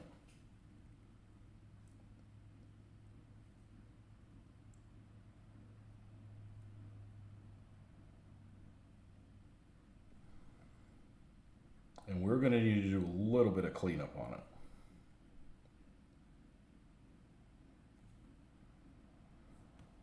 But it shouldn't be too bad.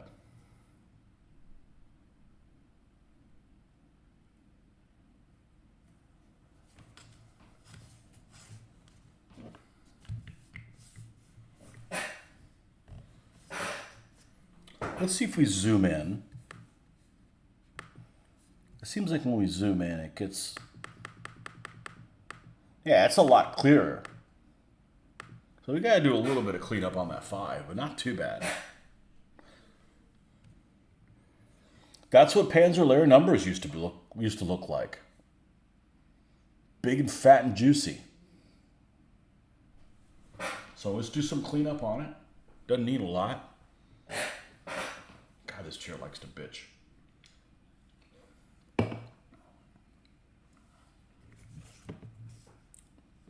I guess I could leave it like this, couldn't I? Like this, closed up, close up, closed, close up. Whew.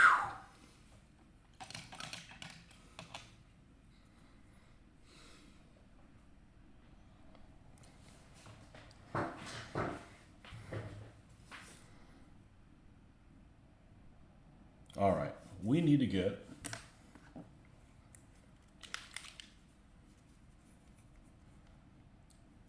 the Dunkelgelb color there. That's it. We don't need to lighten it. Cleanup's always darker. Let's get a little bit of black, a little bit of this.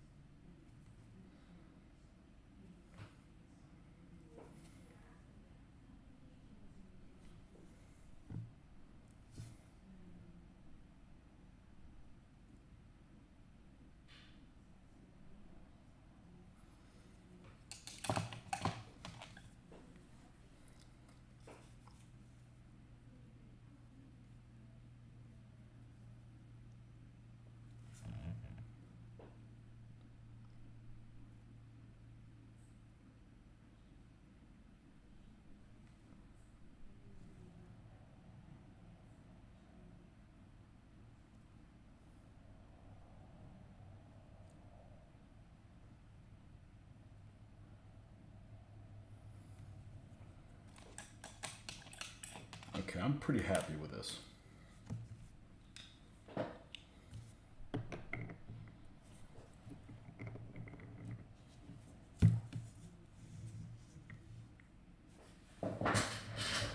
And that's kind of like what their stuff looks like.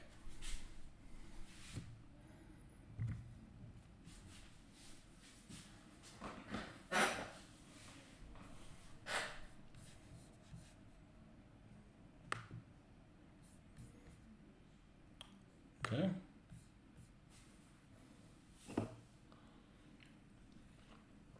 Because if I used a decal and I got it to sit in all those crevices, which I'm not going to be able to, it's going to distort the shape of the numbers.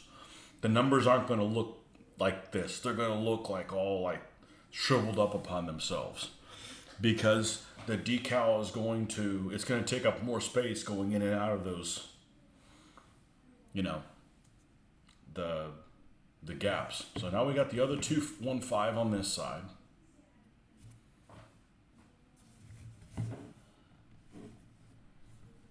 Yeah, it's funny how it's not as noticeable like that, but you can see the color a little bit more that way.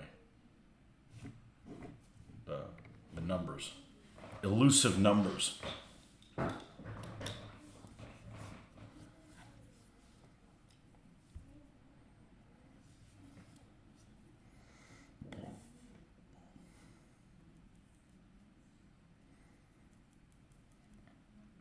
I may have to put a little layer symbol on the front. You'd like that, wouldn't you?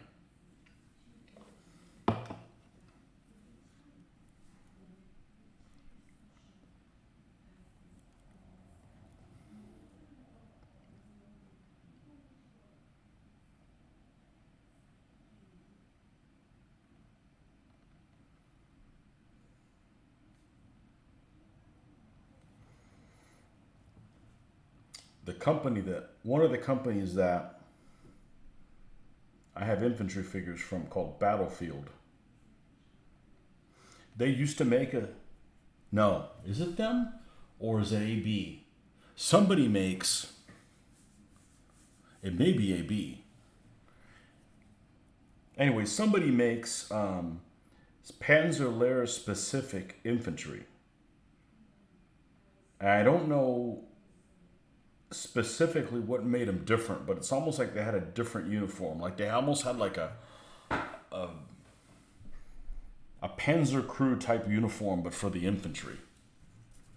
And I wouldn't bother getting that because I actually don't like the cut of I don't like the double-breasted Panzer uniform. I think the standard fare for the Wehrmacht uniform is really nice. And changing into double-breasted just looks weird. But I'm just guessing that's what made them different, but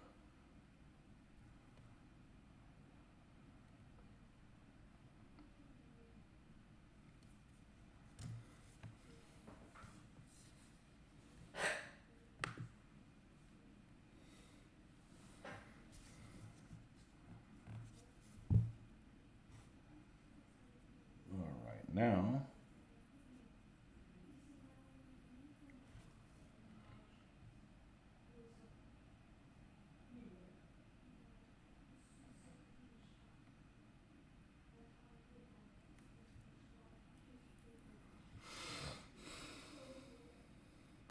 I may do the Panzer symbol on the tank. I may not. I may not do it just because it's so rough, but this is what the Panzer numbers used to look like. Huge, over Zimmerit, and they look sloppy. You know, whatever I'm going to do is going to look sloppy. Like, go look at pictures of Panzer in Normandy, and they're sloppy like that.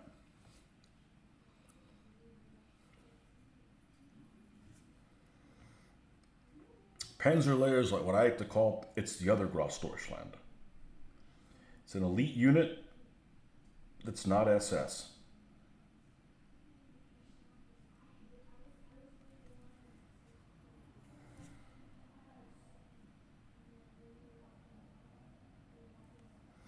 The other thing that looks really weird is like a Panzer IV H with Zimmerit. all bumpy and shit.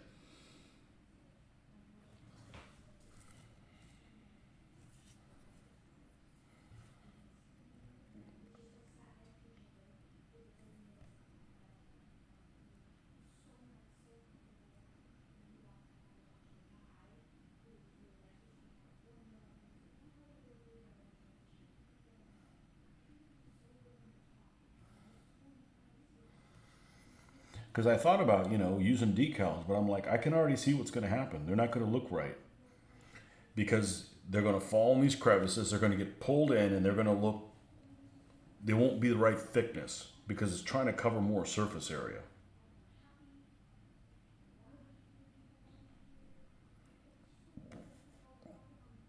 I could foresee that being a problem.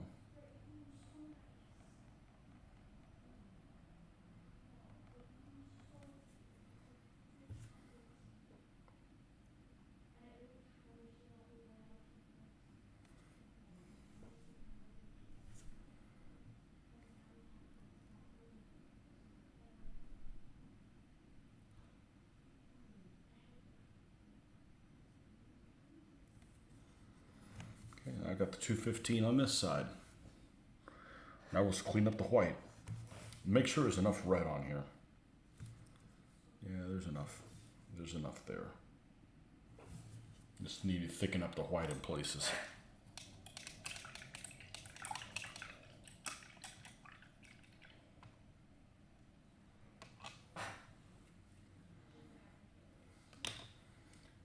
Gettysburg. I won't be going there again.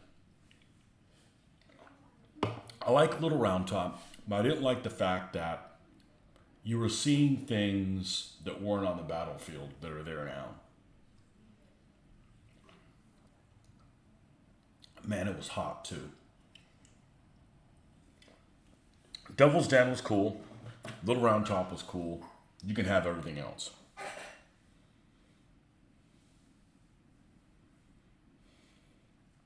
The Bloody Dutch.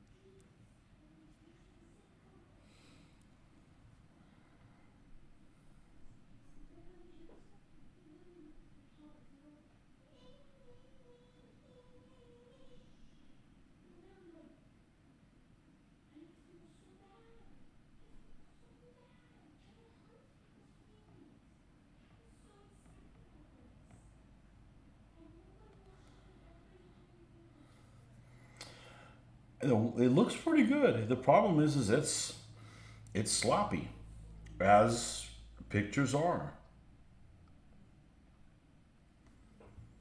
Now, you try painting numbers on top of Zimmerit. They couldn't do it in real life either in 1:1 scale. Sorry, Kimosabe, I have dibs on Little Round Top. Okay. Favorite place to visit when I go there. I like to sit up and look out on the field. I appreciated that there was markers where one regiment started and the other one began. I kind of like that. Really useful if you're playing like Johnny Reb or something like that. That's a regiment-based game.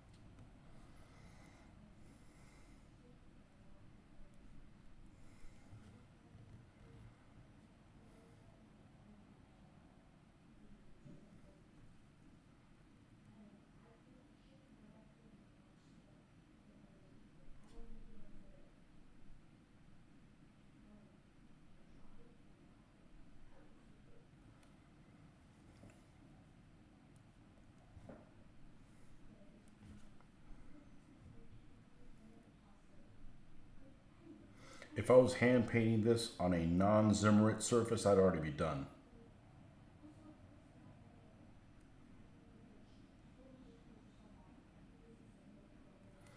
Good thing I'm not in a hurry or anything.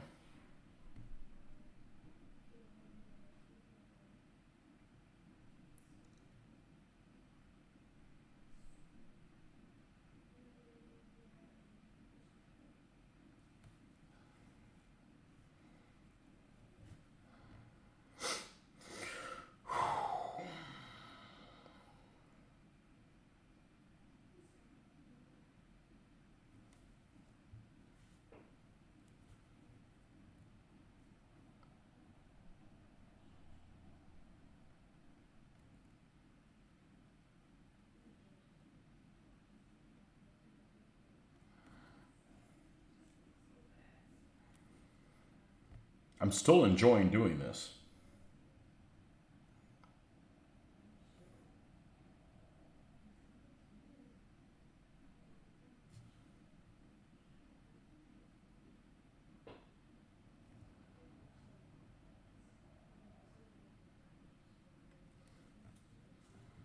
I'll show you guys in a second how this looks because I'm almost done.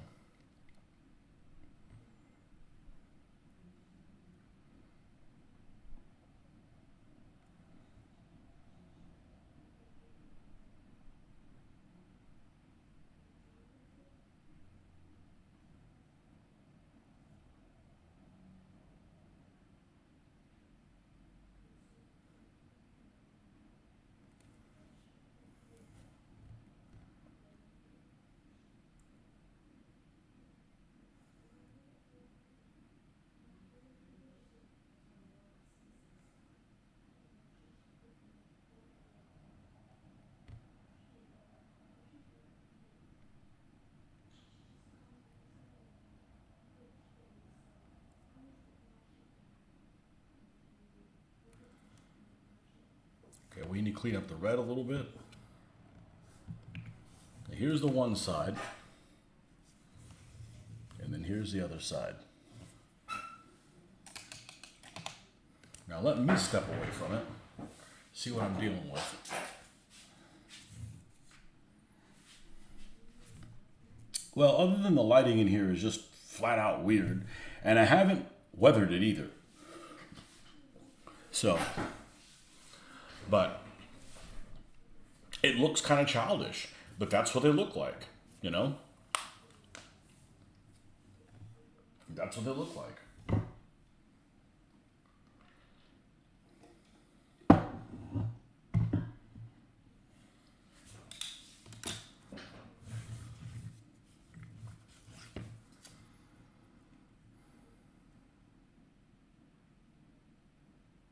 All right, let's get the red out here.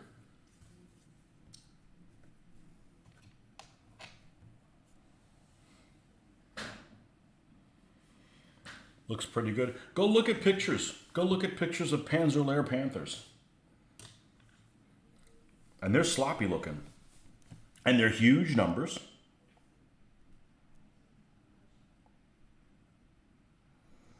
And this Zimmerit, this model is kind of sloppy.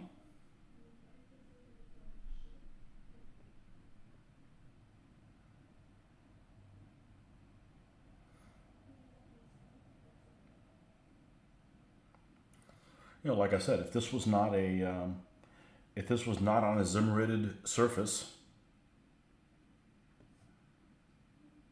it would look neater. But maybe the original one would look neater as well. The original one meaning the one that's in 1:1 scale.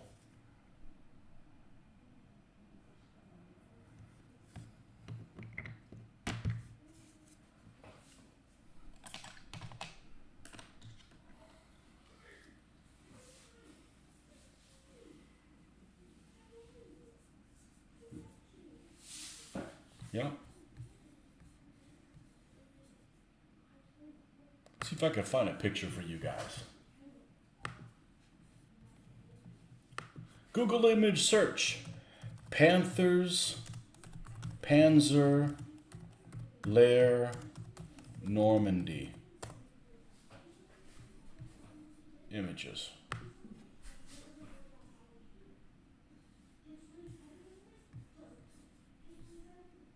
And let me find one that has Zimrit on it.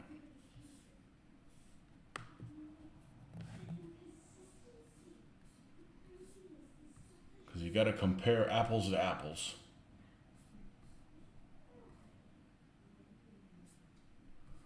And a lot of these don't have Zimrit on them.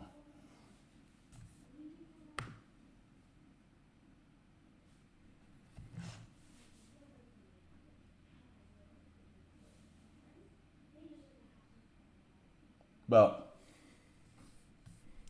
have to find it another day. Apart from ancient history, archaeology, I write suspense stories. Oh. So does Kevin. Kevin writes suspense jokes. Okay, he should show up here any moment since I invoked him. All right, that's what we're going to go with for the time being.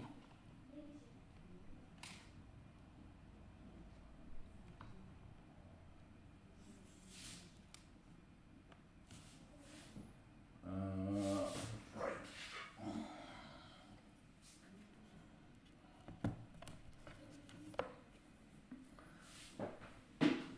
Let's go ahead and dry brush this thing with our usual dry brush colors. Inspired by stories of Poe and Lovecraft. I can't tell you that I've read any Lovecraft. It doesn't really interest me. The Poe stuff is great. Or, you know, compared to all other American literature. I like to read, but I don't like the stuff that they made you read in school. There's a lot of really interesting things that I want to read about it. It's never the stuff that they always assign in school. That's just nonsense. Let's use this big old thing. This big old bastard.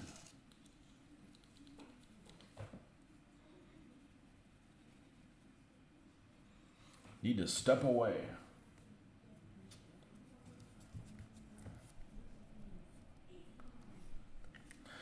Now I heard you invoke your leaving. All right. See if this is an overkill.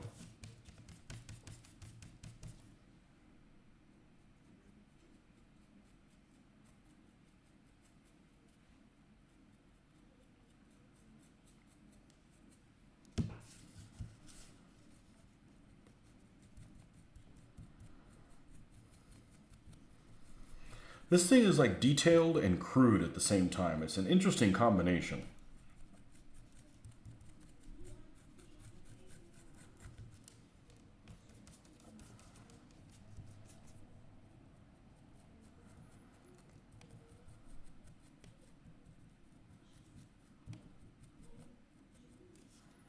And we see some rusty mufflers there we're going to have to rustify.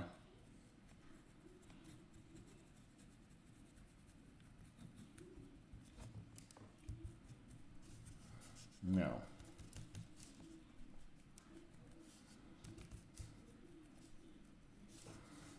That's going to be up like this. We're going to have some splash up in this zone.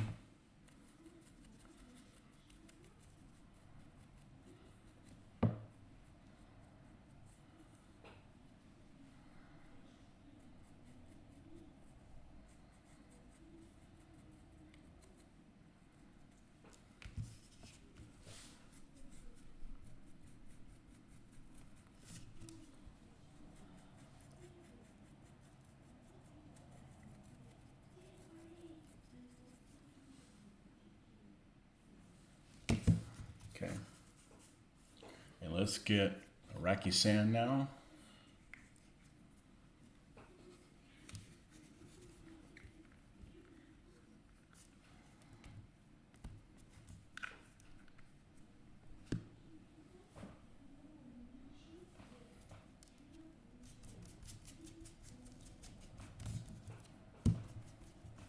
The Cthulhu myth. Who invented that? The Cthulhu thing's like a thing you can't beat, so I don't really care to read about something not one-sided. Doesn't really appeal to me.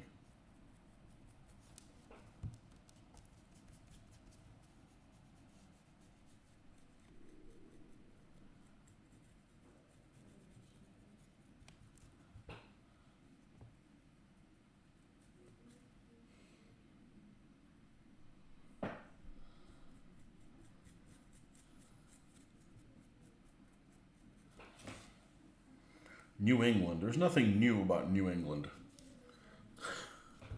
Not from my standpoint. Everything's old as shit there.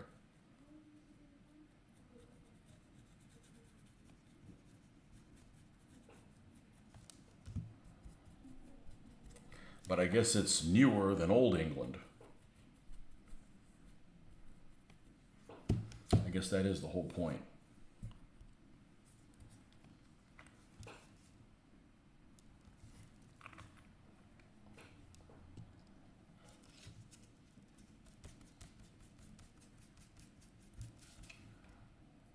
Now, the only thing I don't like about doing this, what I just did, is to people that don't know, it's probably going to look like a child painted this and didn't do a very good job. But that's what this stuff used to look like. You know, that's what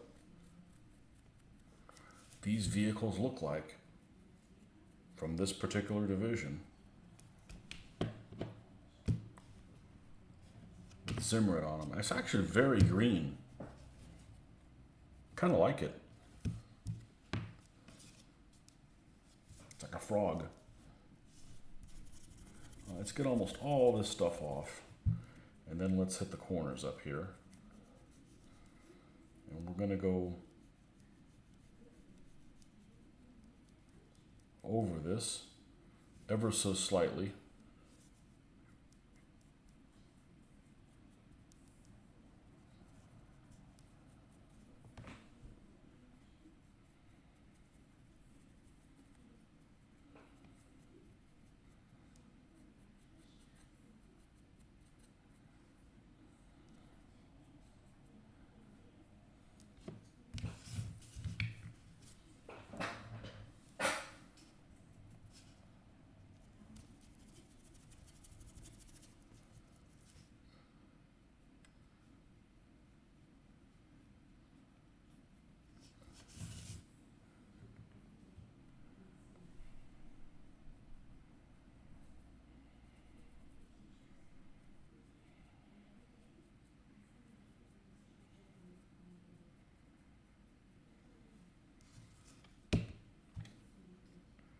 All right, so what's the underside color of the tank when the Zimmerit paste comes off?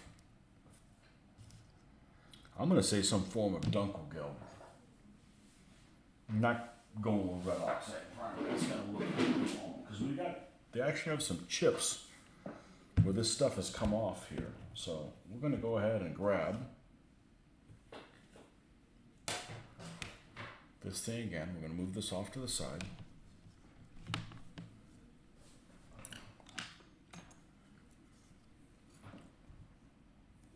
Here's the Dunkelgelb. Let's mix some black in with it so it's nice and dark on purpose.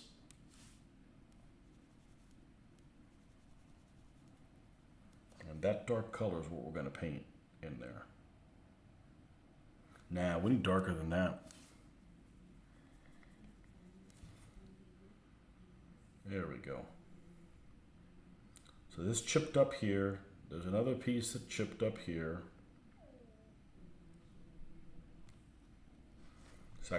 This is actually gonna give it a lot of caricature, and we're gonna highlight it too. It's not gonna stay this dark color. There's some chipping in here.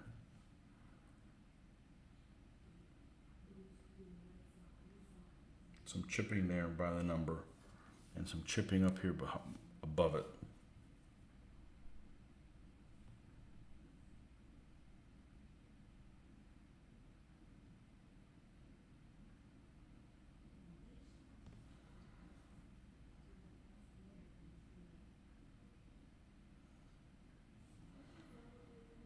And then a chip back here in the back.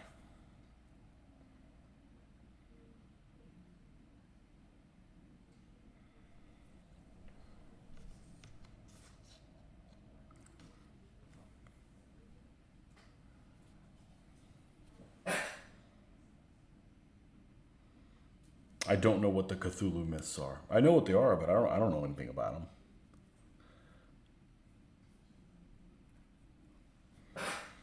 Those Cthulhu things are really popular for some reason. I played a game one time. It's called Arkham Horror. It's one of those games. It's a co-op game that nobody can win. A little. Que carajo pasó ahí? A little too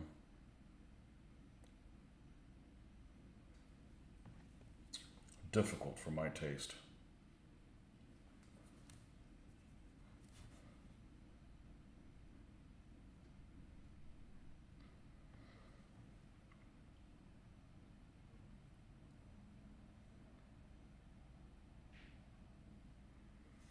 I do know about Cthulhu. I don't know about his myths. I've never read any of the books. Don't plan on it.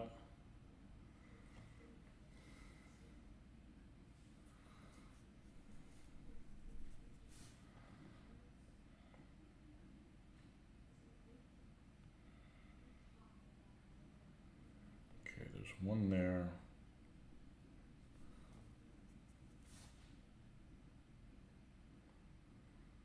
Yeah, if you buy a couple of these tanks, then you got a problem. They all have the chips in the same places. That's inconvenient.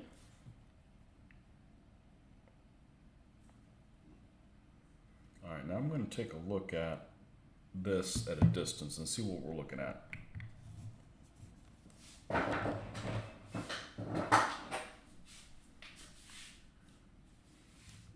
Well, it's looking better than it was a little while ago.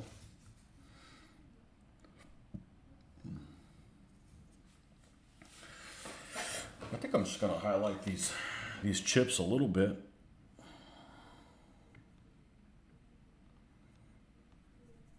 I don't think I'm going to use the Dunkelgelb for it. We got this dark color. That's what the chip is. Let's add a little bit of white to it. And see where that takes us.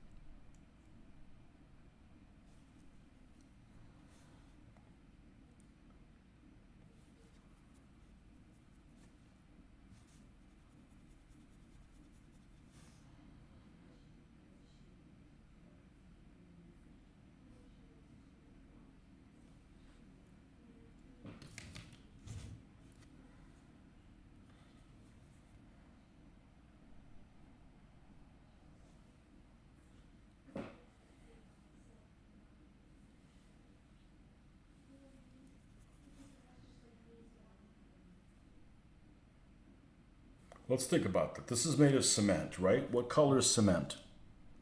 Gray. Well, shouldn't these chips be gray?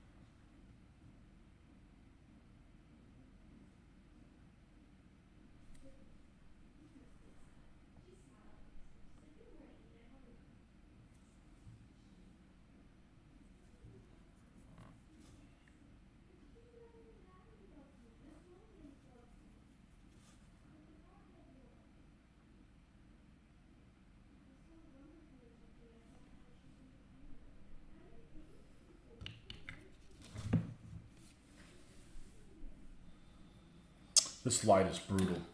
It's just not letting you guys see everything I see. It just washes everything all together. I think it looks pretty good, honestly.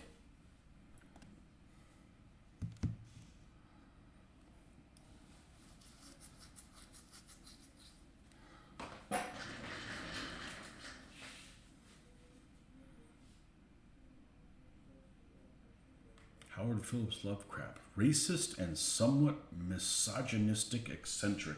What makes him racist?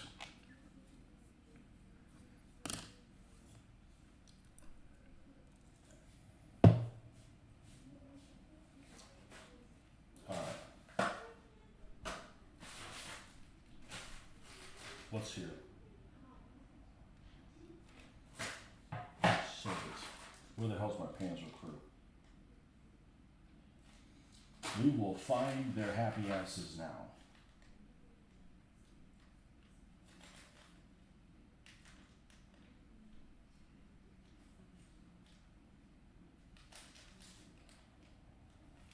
Well, that's a possibility. That's some battlefield guys. It's actually not the guys I was looking for.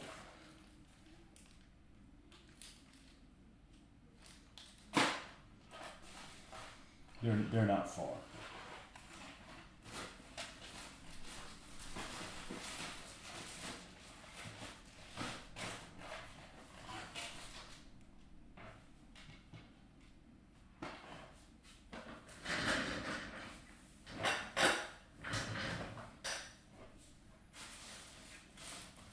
So you see who fits in there.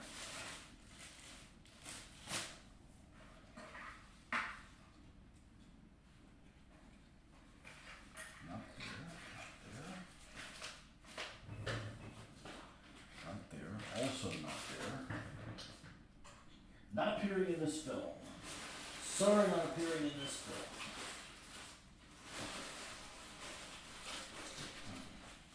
What the bloody hell is this? These are Soviets. Nope, not them. Dude, I had them right here.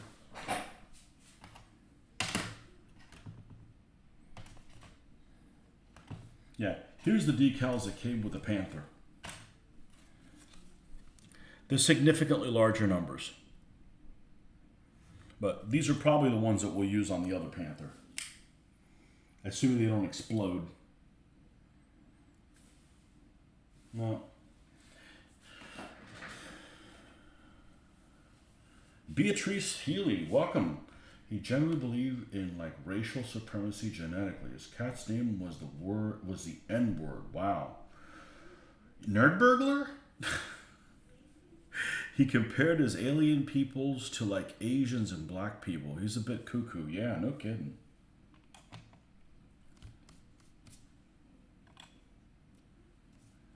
Yeah, I don't know anything about it other than lots of people are into it for some reason. I don't know, the big cuttlefish god that makes you go crazy. There's just too many things that are real for me to read, like, you know, make-believe shit. Although the only American literature that I cared for was Edgar Allan Poe. That's just because the rest of it just doesn't appeal to me. And I do like to read. I mean, you know, there's just... Where the hell did the Panzer crew go? Stupid Nazi bastards. Well... They're not far. They're not there. Also not there. Also not appearing in this film. No. That's communists, not Nazis. I don't know about you. I never call Nazis fascist. I don't. There's a difference between the two. Fascists don't necessarily want to exterminate people. You know what I'm saying?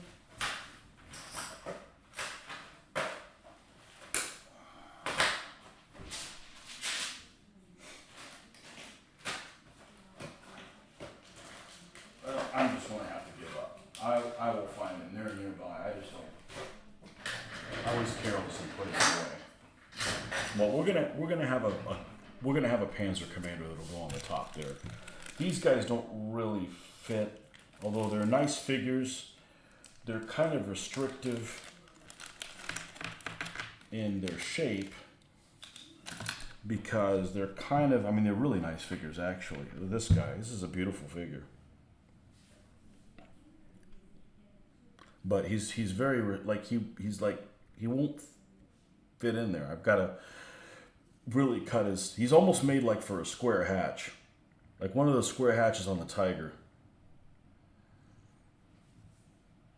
And these are what, drivers, and these guys are just standing, so that's not very useful. So you know, even though this is a beautiful figure by Battlefield or Drew's Militia or Blitz or whichever one I ended up having to be at the sign at times. So. I think he was a victim of his own interference in cultural heritage. Aren't we all victims of our own cultural heritage? Doesn't mean you got to be a racist about it, though. What was his name? L. Ron Hubbard? Howard Phillips Lovecraft. Yeah, people get mixed up. Anton LaVey. Who? I get all these people mixed up. Put them all in one big box. Aleister Crowley. Well, I don't know where the hell. I don't know. They must be on having a book burning or something like that. But we're gonna have a crew on there. We're gonna have a crew member there. Yeah, I had him recently because I pulled him out for the guy that I'm putting in the 222. Oh well, they'll turn up when I least need them. All right, I'm gonna go to the restroom. I'll be right back.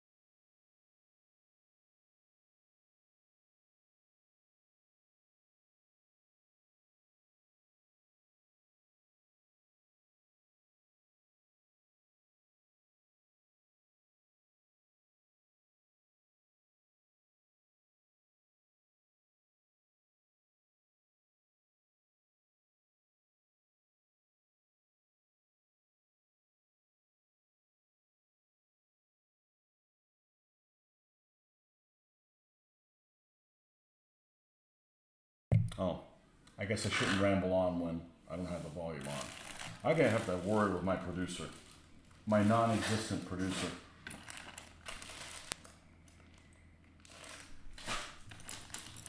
Anyways, I was saying the figures I had were from War Games Foundry, and I still have them here.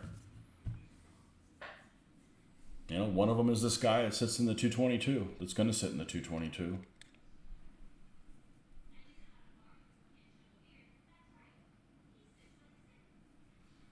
And that's when I had these guys out here, and they got moved away. Oh well, one of them will be a Panzer crewman inside that Panther. Where do we go next? We got to do the highlight the machine guns and such. Let's go ahead and do that. They'll turn up sooner or later. They're within a meter of me, for sure.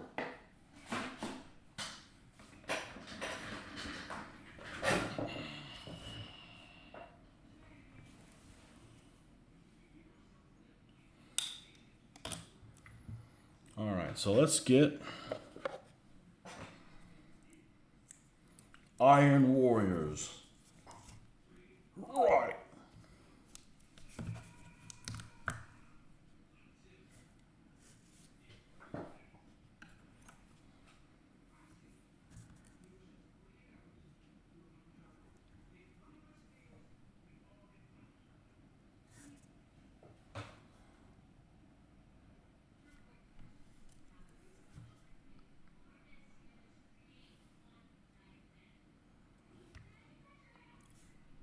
And the MG34 and the pintle mount up here.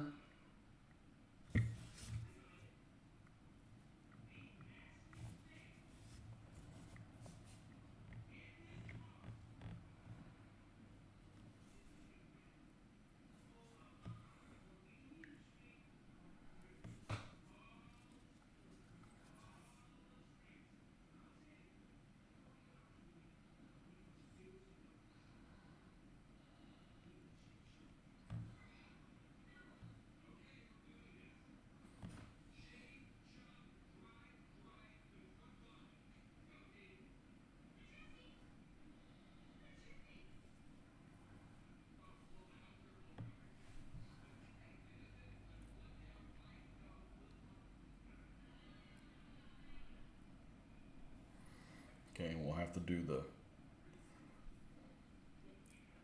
back of that machine gun in wood.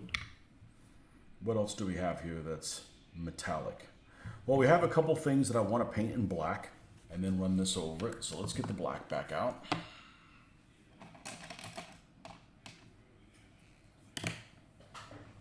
And we need to put this little guy, we need to put some Nuln Oil on this cute little dude. This is a really poor model of a Panzer 3L. It's like, the turret's like squashed. But it'll end up looking okay.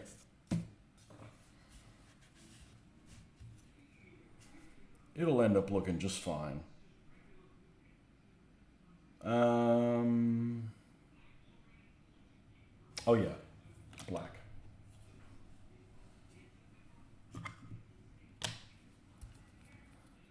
I need a little wet palette that's this size. That's just small. Let's zoom back out some.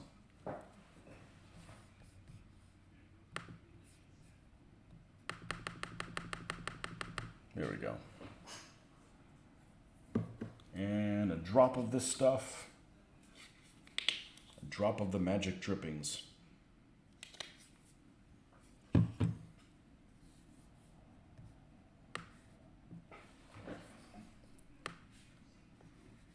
This over here. Okay, good.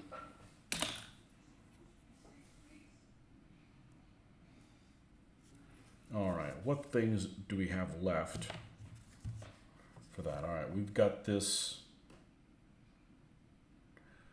device, I believe, that holds. It's useful when you're taking the track off. And then the clippers here, of course.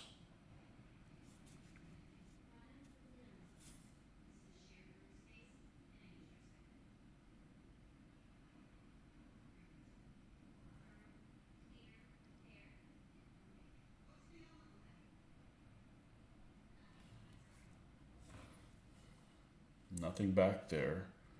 Anything on this side? A spanner, as you people across the pond like to call it.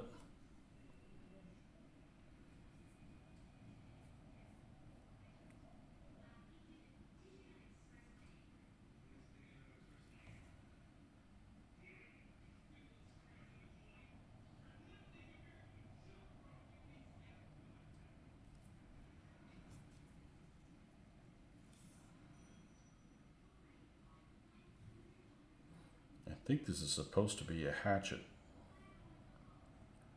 An axe. Ask me a question.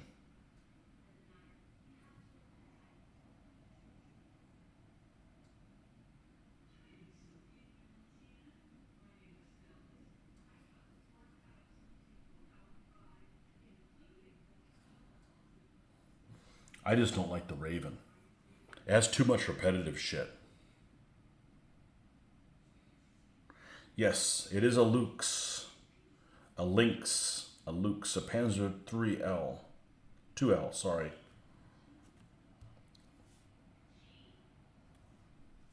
Lukey Lukey. Okay, while that dries, let's get some wood color out here. I don't want to pull out the whole. Let's get old beige brown out here.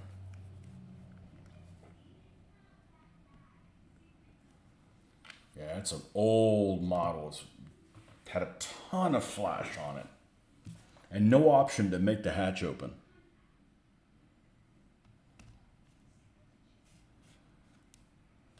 I think somebody told me it's Skytrex. Well, it's a piece of shit is what it is. But I have it. It's my piece of shit. I have it, so I'm going to use it. It'll end up painting up just fine.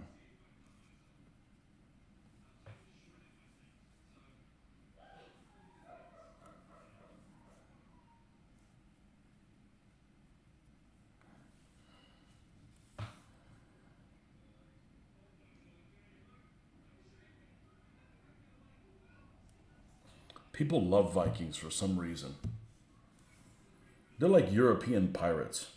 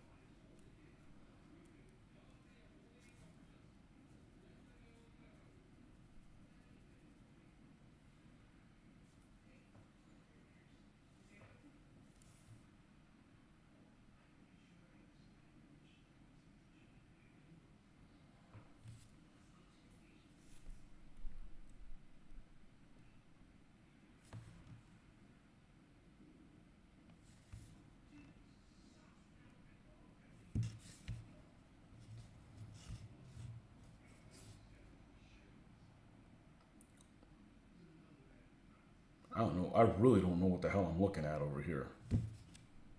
Could that be a shovel, maybe? Well, if it's a shovel, all the stuff's painted in the wrong color.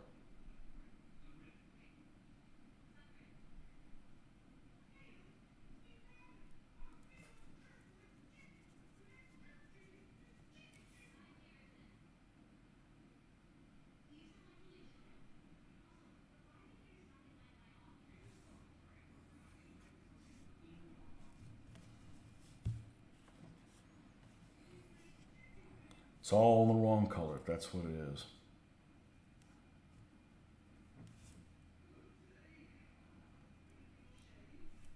Let's paint the back of MG34.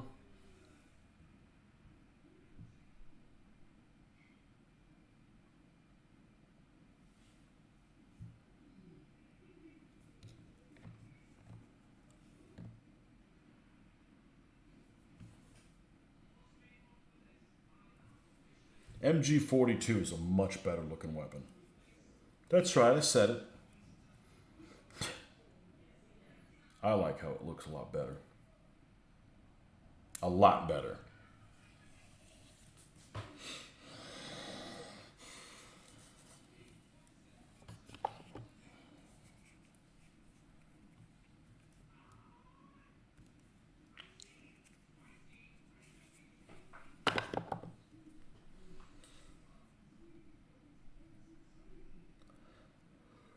Study so much legislation.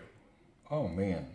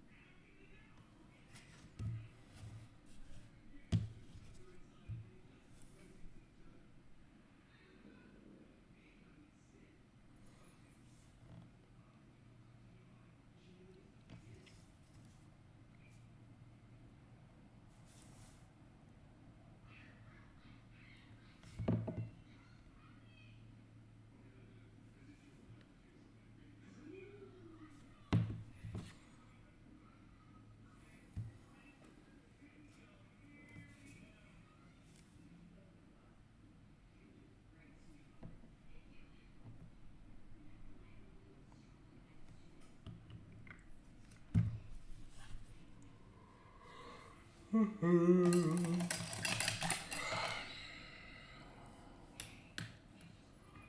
we're gonna have to drop some Nuln oil back here. Oh, that's Agrax. Here it is. Be nice if I put things back where they go.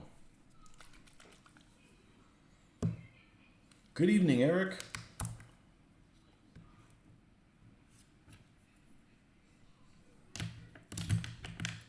Painting a sloppily numbered panther.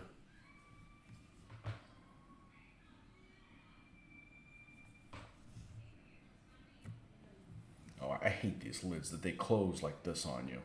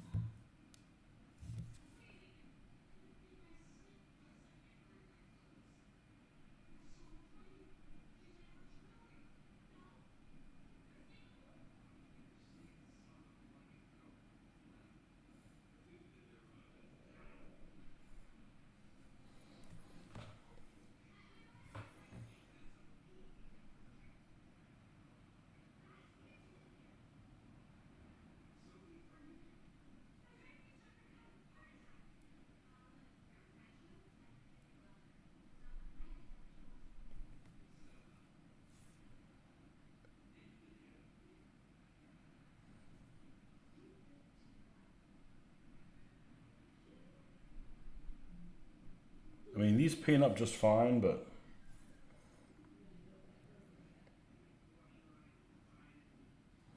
I don't really care for vehicles that have. That's why Games Workshop paint sucks. It sucks because they change the freaking paint on the price and they make them smaller.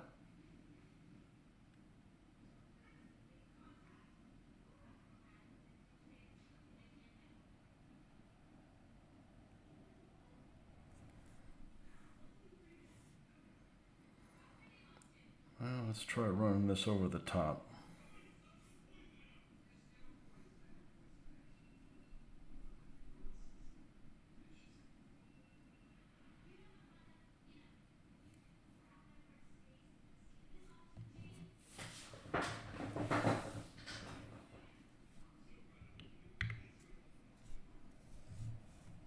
Okay, we got these tools painted. Now a little bit of this.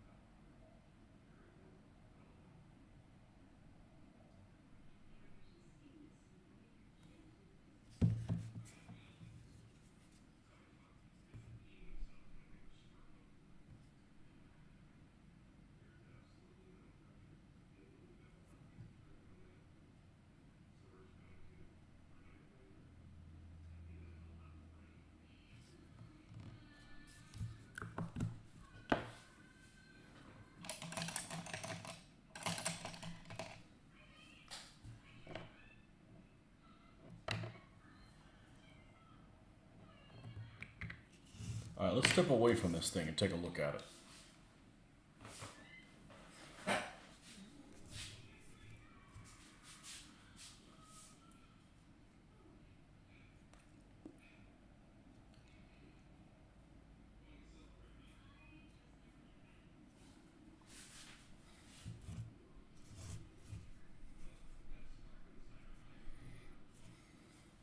Doesn't look bad. The number's very rough, but that's how it's supposed to look.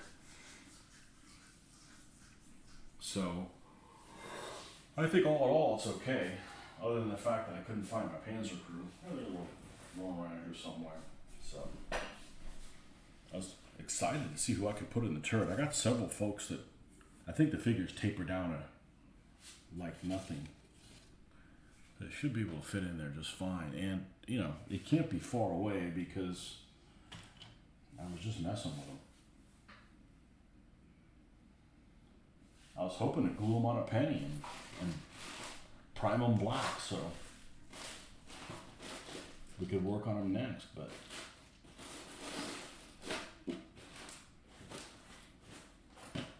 oh well, they'll turn up eventually.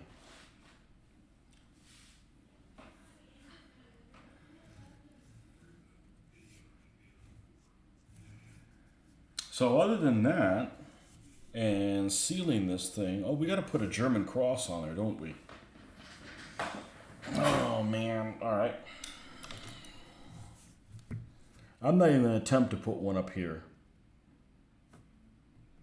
It's just not even gonna.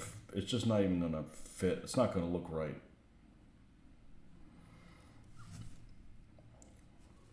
So I'm gonna put one on the back of the turret over here.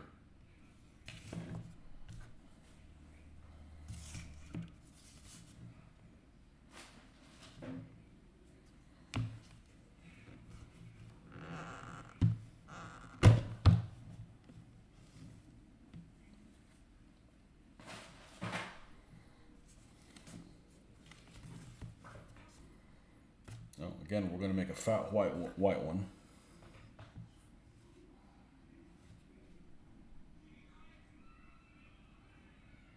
And then we'll fill in a center.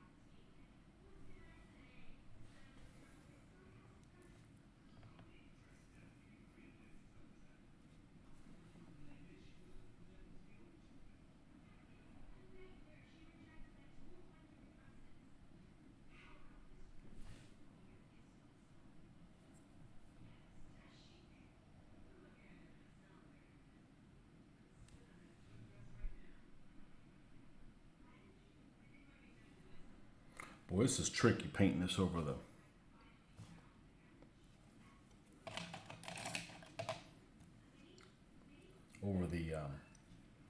Zimmer. It's tricky because it's going every which way. Come on. There we go.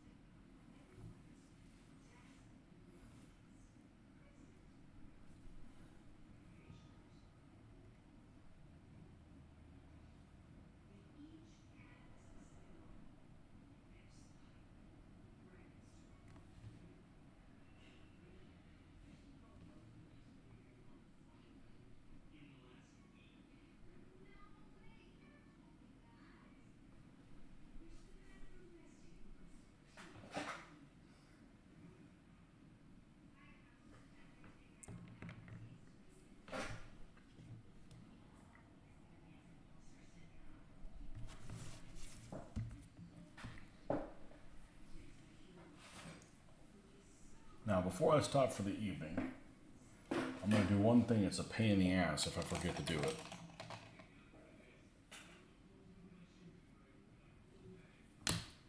And that is to cut out the bases for it. We're going to use a standard base for this one. We're going to make a custom size for the two Panthers.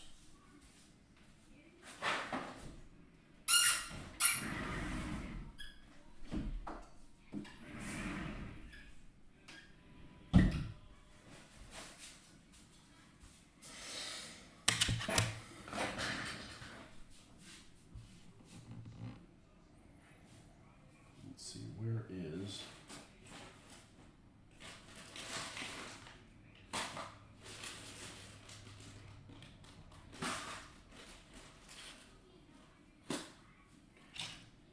right here?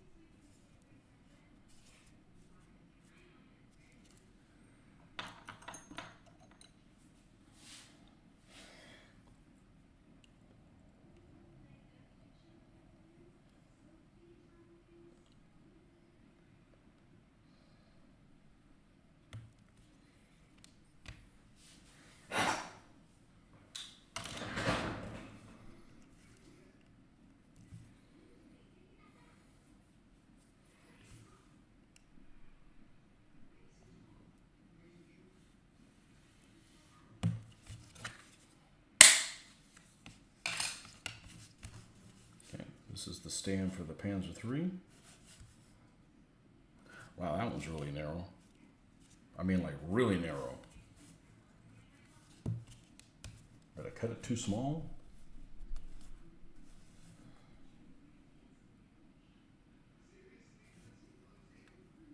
Yeah, maybe by a smidge, it'll work.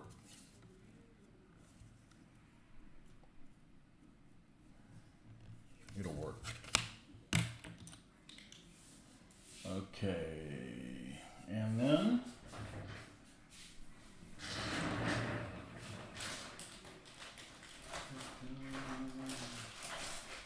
catch-all couch.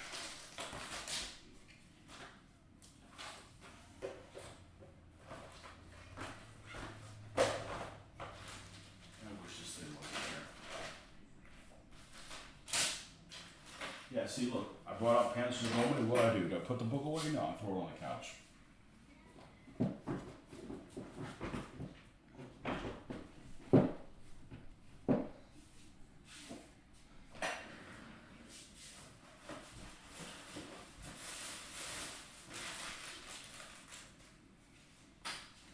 Okay, yeah, here's the evergreen sheet salad.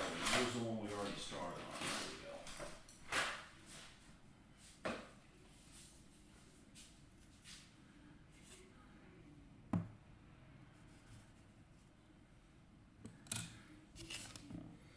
Tell you another night about the things that happen in the house. I'm believing none of that shit. Of course, if I had it happen to me, maybe I'd think differently, but I am of little faith. Okay, I'd like to use a number that means something. So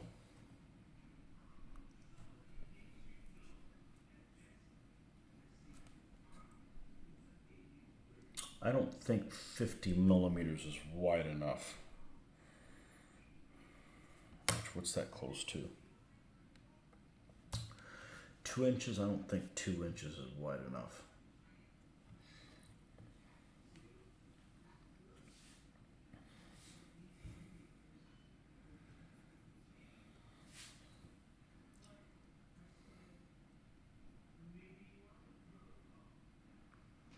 We'll do 2 1/4.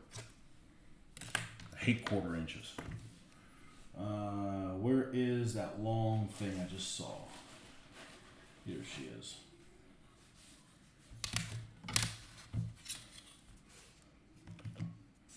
I could use a T-square. I really could. I did saw how much they wore on Amazon. I'm like, that doesn't cost that.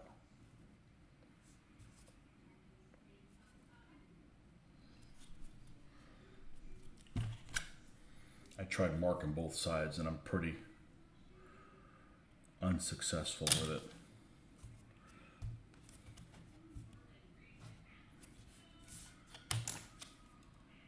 Problem is this stuff is super slippery.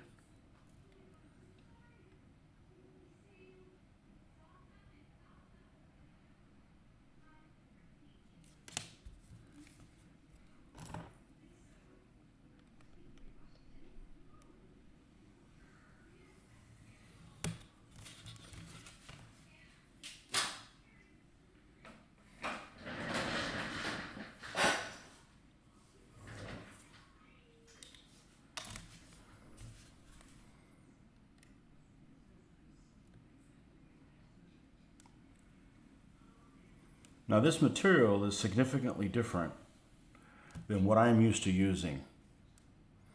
What I'm used to using in these shims is a lot smoother than this. It almost feels like porous like.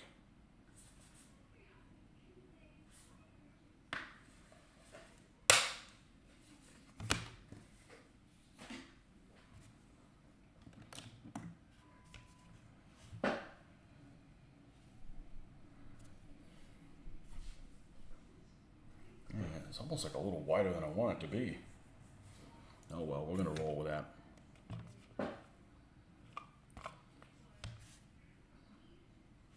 How much meat's around the JSU? Let's see. I'm gonna have to reorganize all this stuff. I'm running out of space.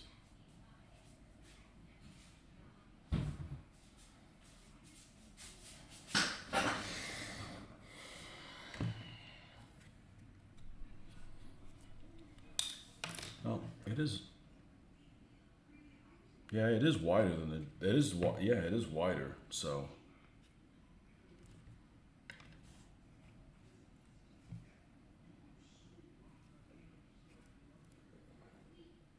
Now the question is, can I get 2 out of this? Because this is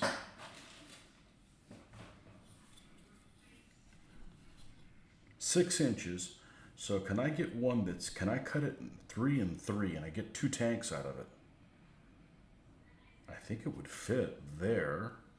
Can this one fit in the same space? Yep, I'm gonna cut it at 3. Get 2 tanks out of this.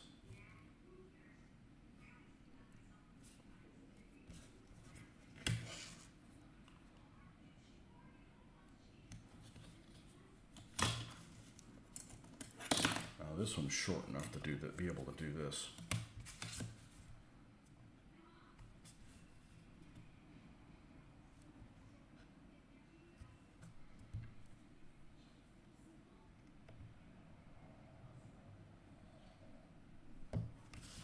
Damn, this thing slides on me every effing time. It's because it's so effing slippery.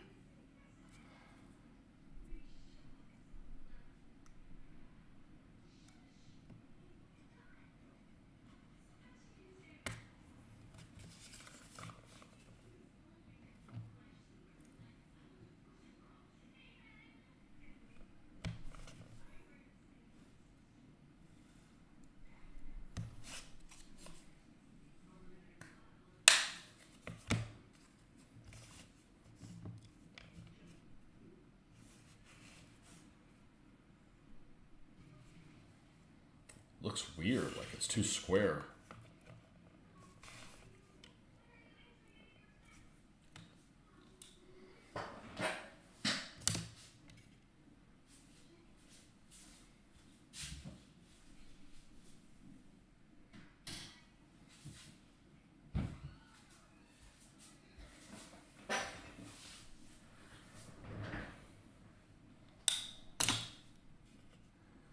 Not worried about this one as much.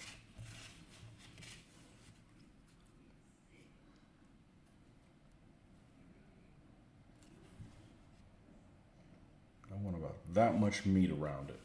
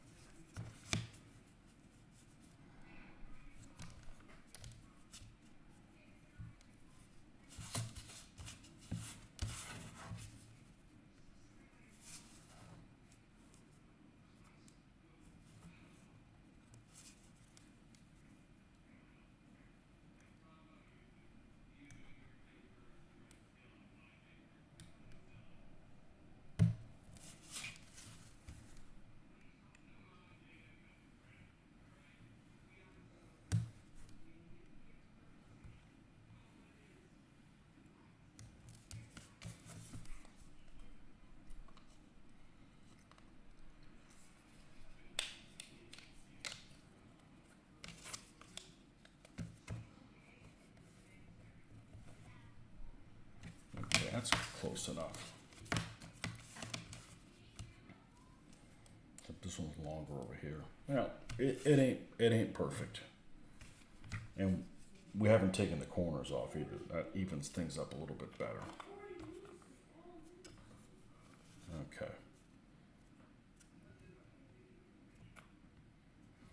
let's go ahead and do the corners.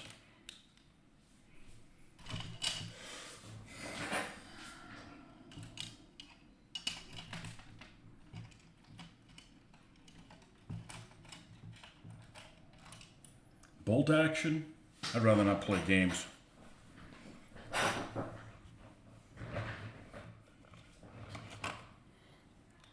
I'm not playing other points-based games. I'm not playing a tournament-based game. It's not for me.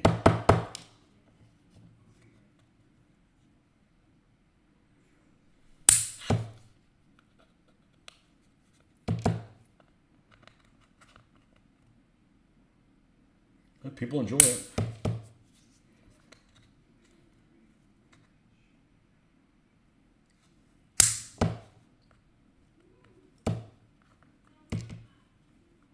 I didn't really care for rapid fire. But I actually thought I was going to enjoy it more than I did.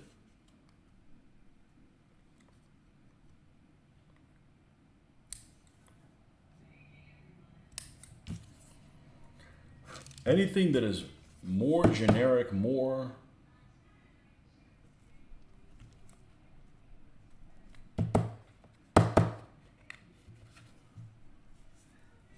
than command decision, I'm just not interested in playing.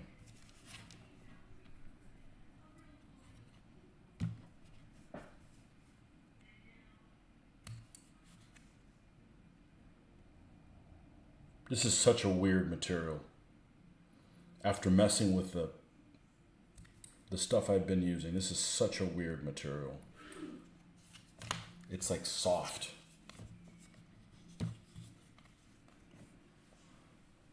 Plastic card, that's right.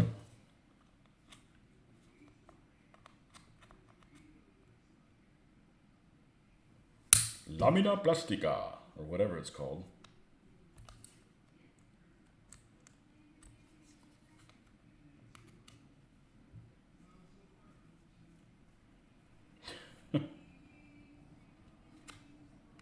If these clippers were just a little bit bigger, it'd make it so much easier to get in and out.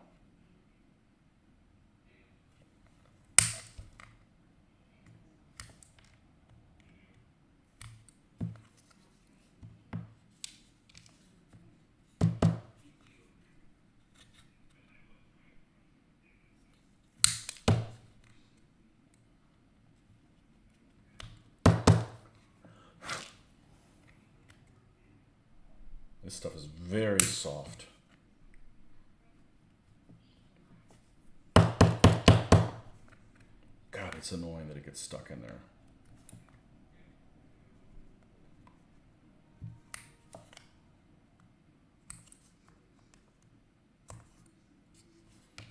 All right, what about the black one?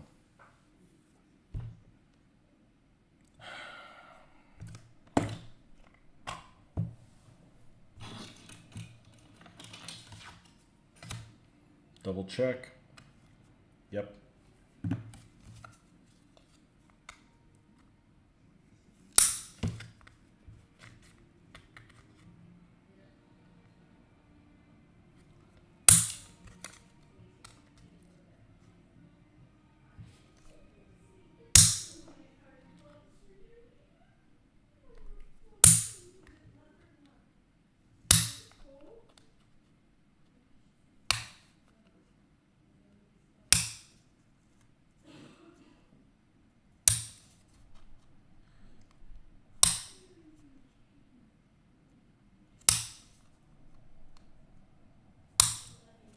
Saw somebody that actually cuts the corners at 45-degree angles, but I prefer them round.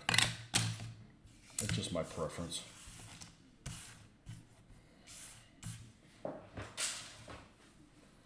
right, let's get this. Is that plastic card warp? Probably not a whole lot. Man, it sands a lot. It almost feels like, compared to the other shims, it almost feels like paper mache.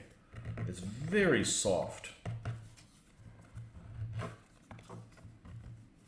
but the other stuff's also made to carry the weight of concrete panels. So it's got some unruly PSI.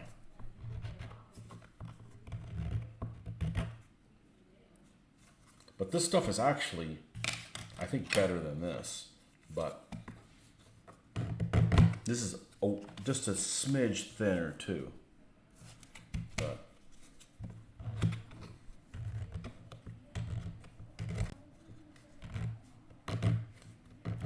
when we run out of this, we'll go to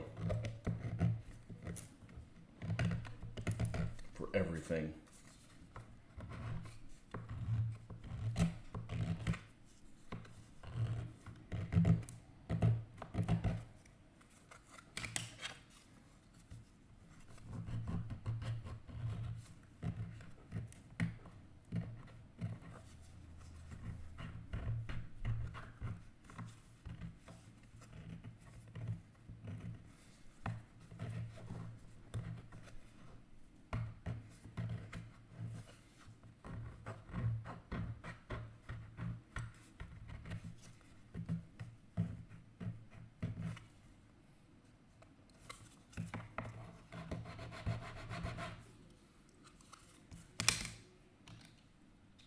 Get a little bit of sandpaper.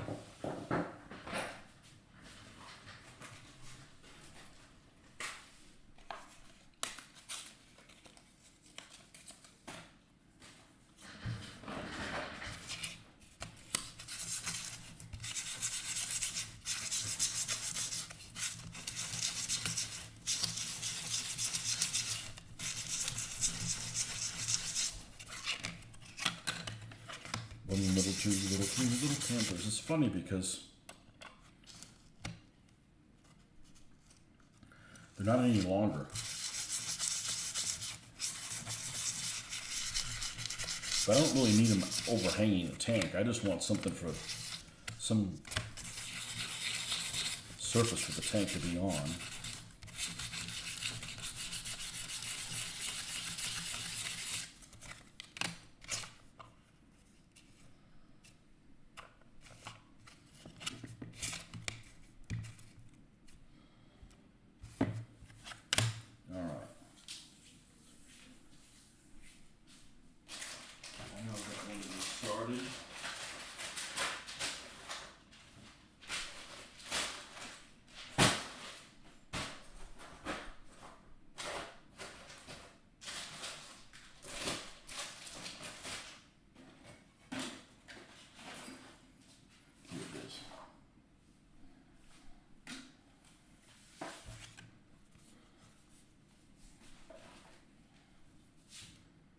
That should be good enough.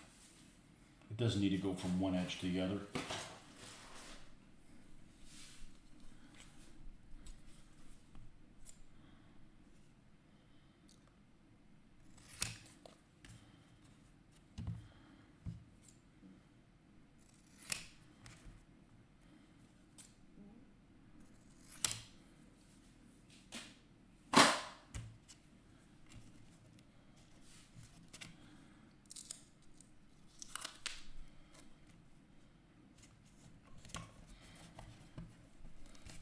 Ah, shit on a shingle. No, too late.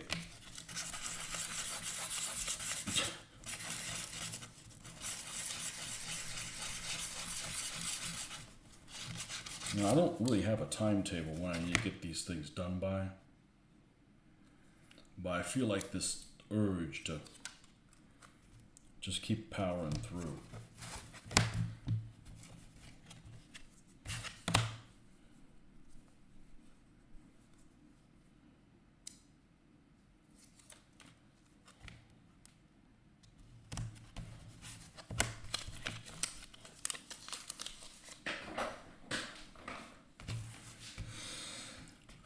Okay, seen your video on those paints. How are they working? They're great. So, my two favorite paints are the Vallejo and the AK. And I don't think one's better than the other. I think that they're equal. I prefer to airbrush these, and I prefer to paint these. So you can airbrush Vallejo, you can hand paint the MiG ammo, AK, whatever the hell, you know. I'd like to know what the backstory is. What really are they? Like, which one's a subset of the other one? But the ammo paints, I like them both. I can dry brush the ammo paints even though they're ultra thin,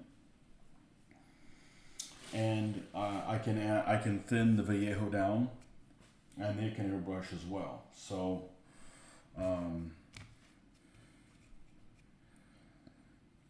I just like that these have dedicated colors that are already supposedly officially the correct ones. Who knows? I still tinker with them because I still do Agrax Earthshade and all that nonsense to them. So I still put kind of my own spin on it, but it's a good starting point that's already done for you, and I don't have to cogitate about that. All right. The only thing I'm not 100% happy with airbrushing, is my Vallejo polyurethane primer, because it will gunk up the airbrush something fierce. Well, not something fierce. It's not like I can't ungunk it up, but it's only good for a certain amount of time, and then I have to stop what I'm doing and take all the pieces apart. That's the only gripe out of the whole thing. If I've got to change the paint, and just because it's like polyurethane, so maybe down the road I'm going to try to prime in just black paint, just for cleanup purposes. But because I had originally gotten that primer because I was brush painting all my priming, and it goes on really well with a brush. If I'm using an airbrush, I don't need, I would rather have something that's easier to thin down. But the paints are working great,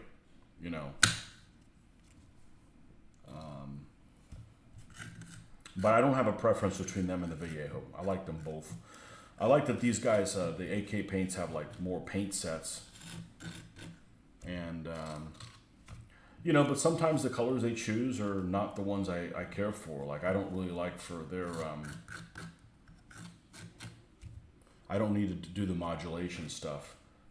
Like I watched a video of some guy doing it the other day, and it just, the light shade, whatever the shine color, it's like basically white. Like, that's just too much trouble. I'm not an airbrusher. We start putting airbrush in the camouflage schemes, but I've been finishing them off using the rest of my painting style. I'm perfectly happy doing kind of a hybrid between the two. I don't ever see like using airbrush to weather. I just not my thing. 'Cause I don't want to airbrush inside the house, because little bits in paint can get on the wall and stuff, and I got a different issue. Just stick to the garage. So I think you get in one paint set from 1/35 scale tanks. I think they work well.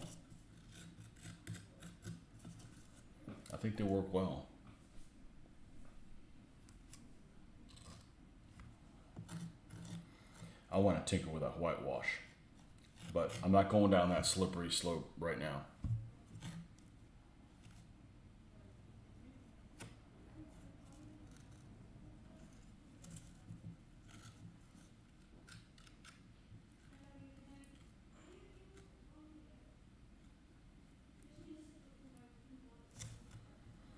Okay, that's it. We're going to let this dry. This is where we're going to stop for the evening. And hopefully I can find my Panzer commanders soon. They're here somewhere. It's not like I don't have other ones I could use. I just wanted to use those. So, okay, folks. Well, thanks for stopping by. We'll catch you next time.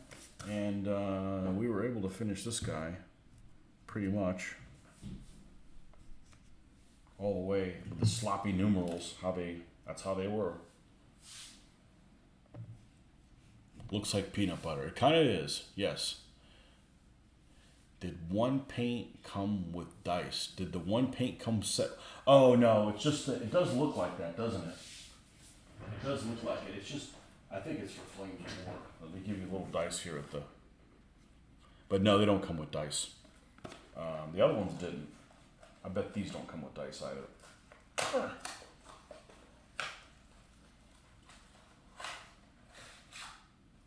No, they don't come with dice.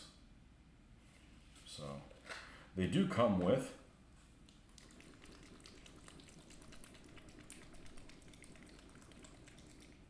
mixing balls, stirring balls. Here's the primer red. We'll have to get a... What is it you wanted me to get? A Brumbar or a Storm Oyster Tiger? Or both? Probably both. Yag Tiger. Storm Oyster Tiger. Fire once a game. If you're lucky. It'd take, I don't know how many turns to reload. I haven't looked into it. I guess I should look into it for the rules. Alleviate the paint splattering everywhere by using a box lid on its side, airbrushing in a box. Oh, I don't make a mess in the garage. I just like to clear the airbrush over the slab. Now, I don't need that here. And it's too noisy. It's not super noisy, but, you know. Okay, well, that's it for tonight. We'll catch you guys on the next one. Thanks for stopping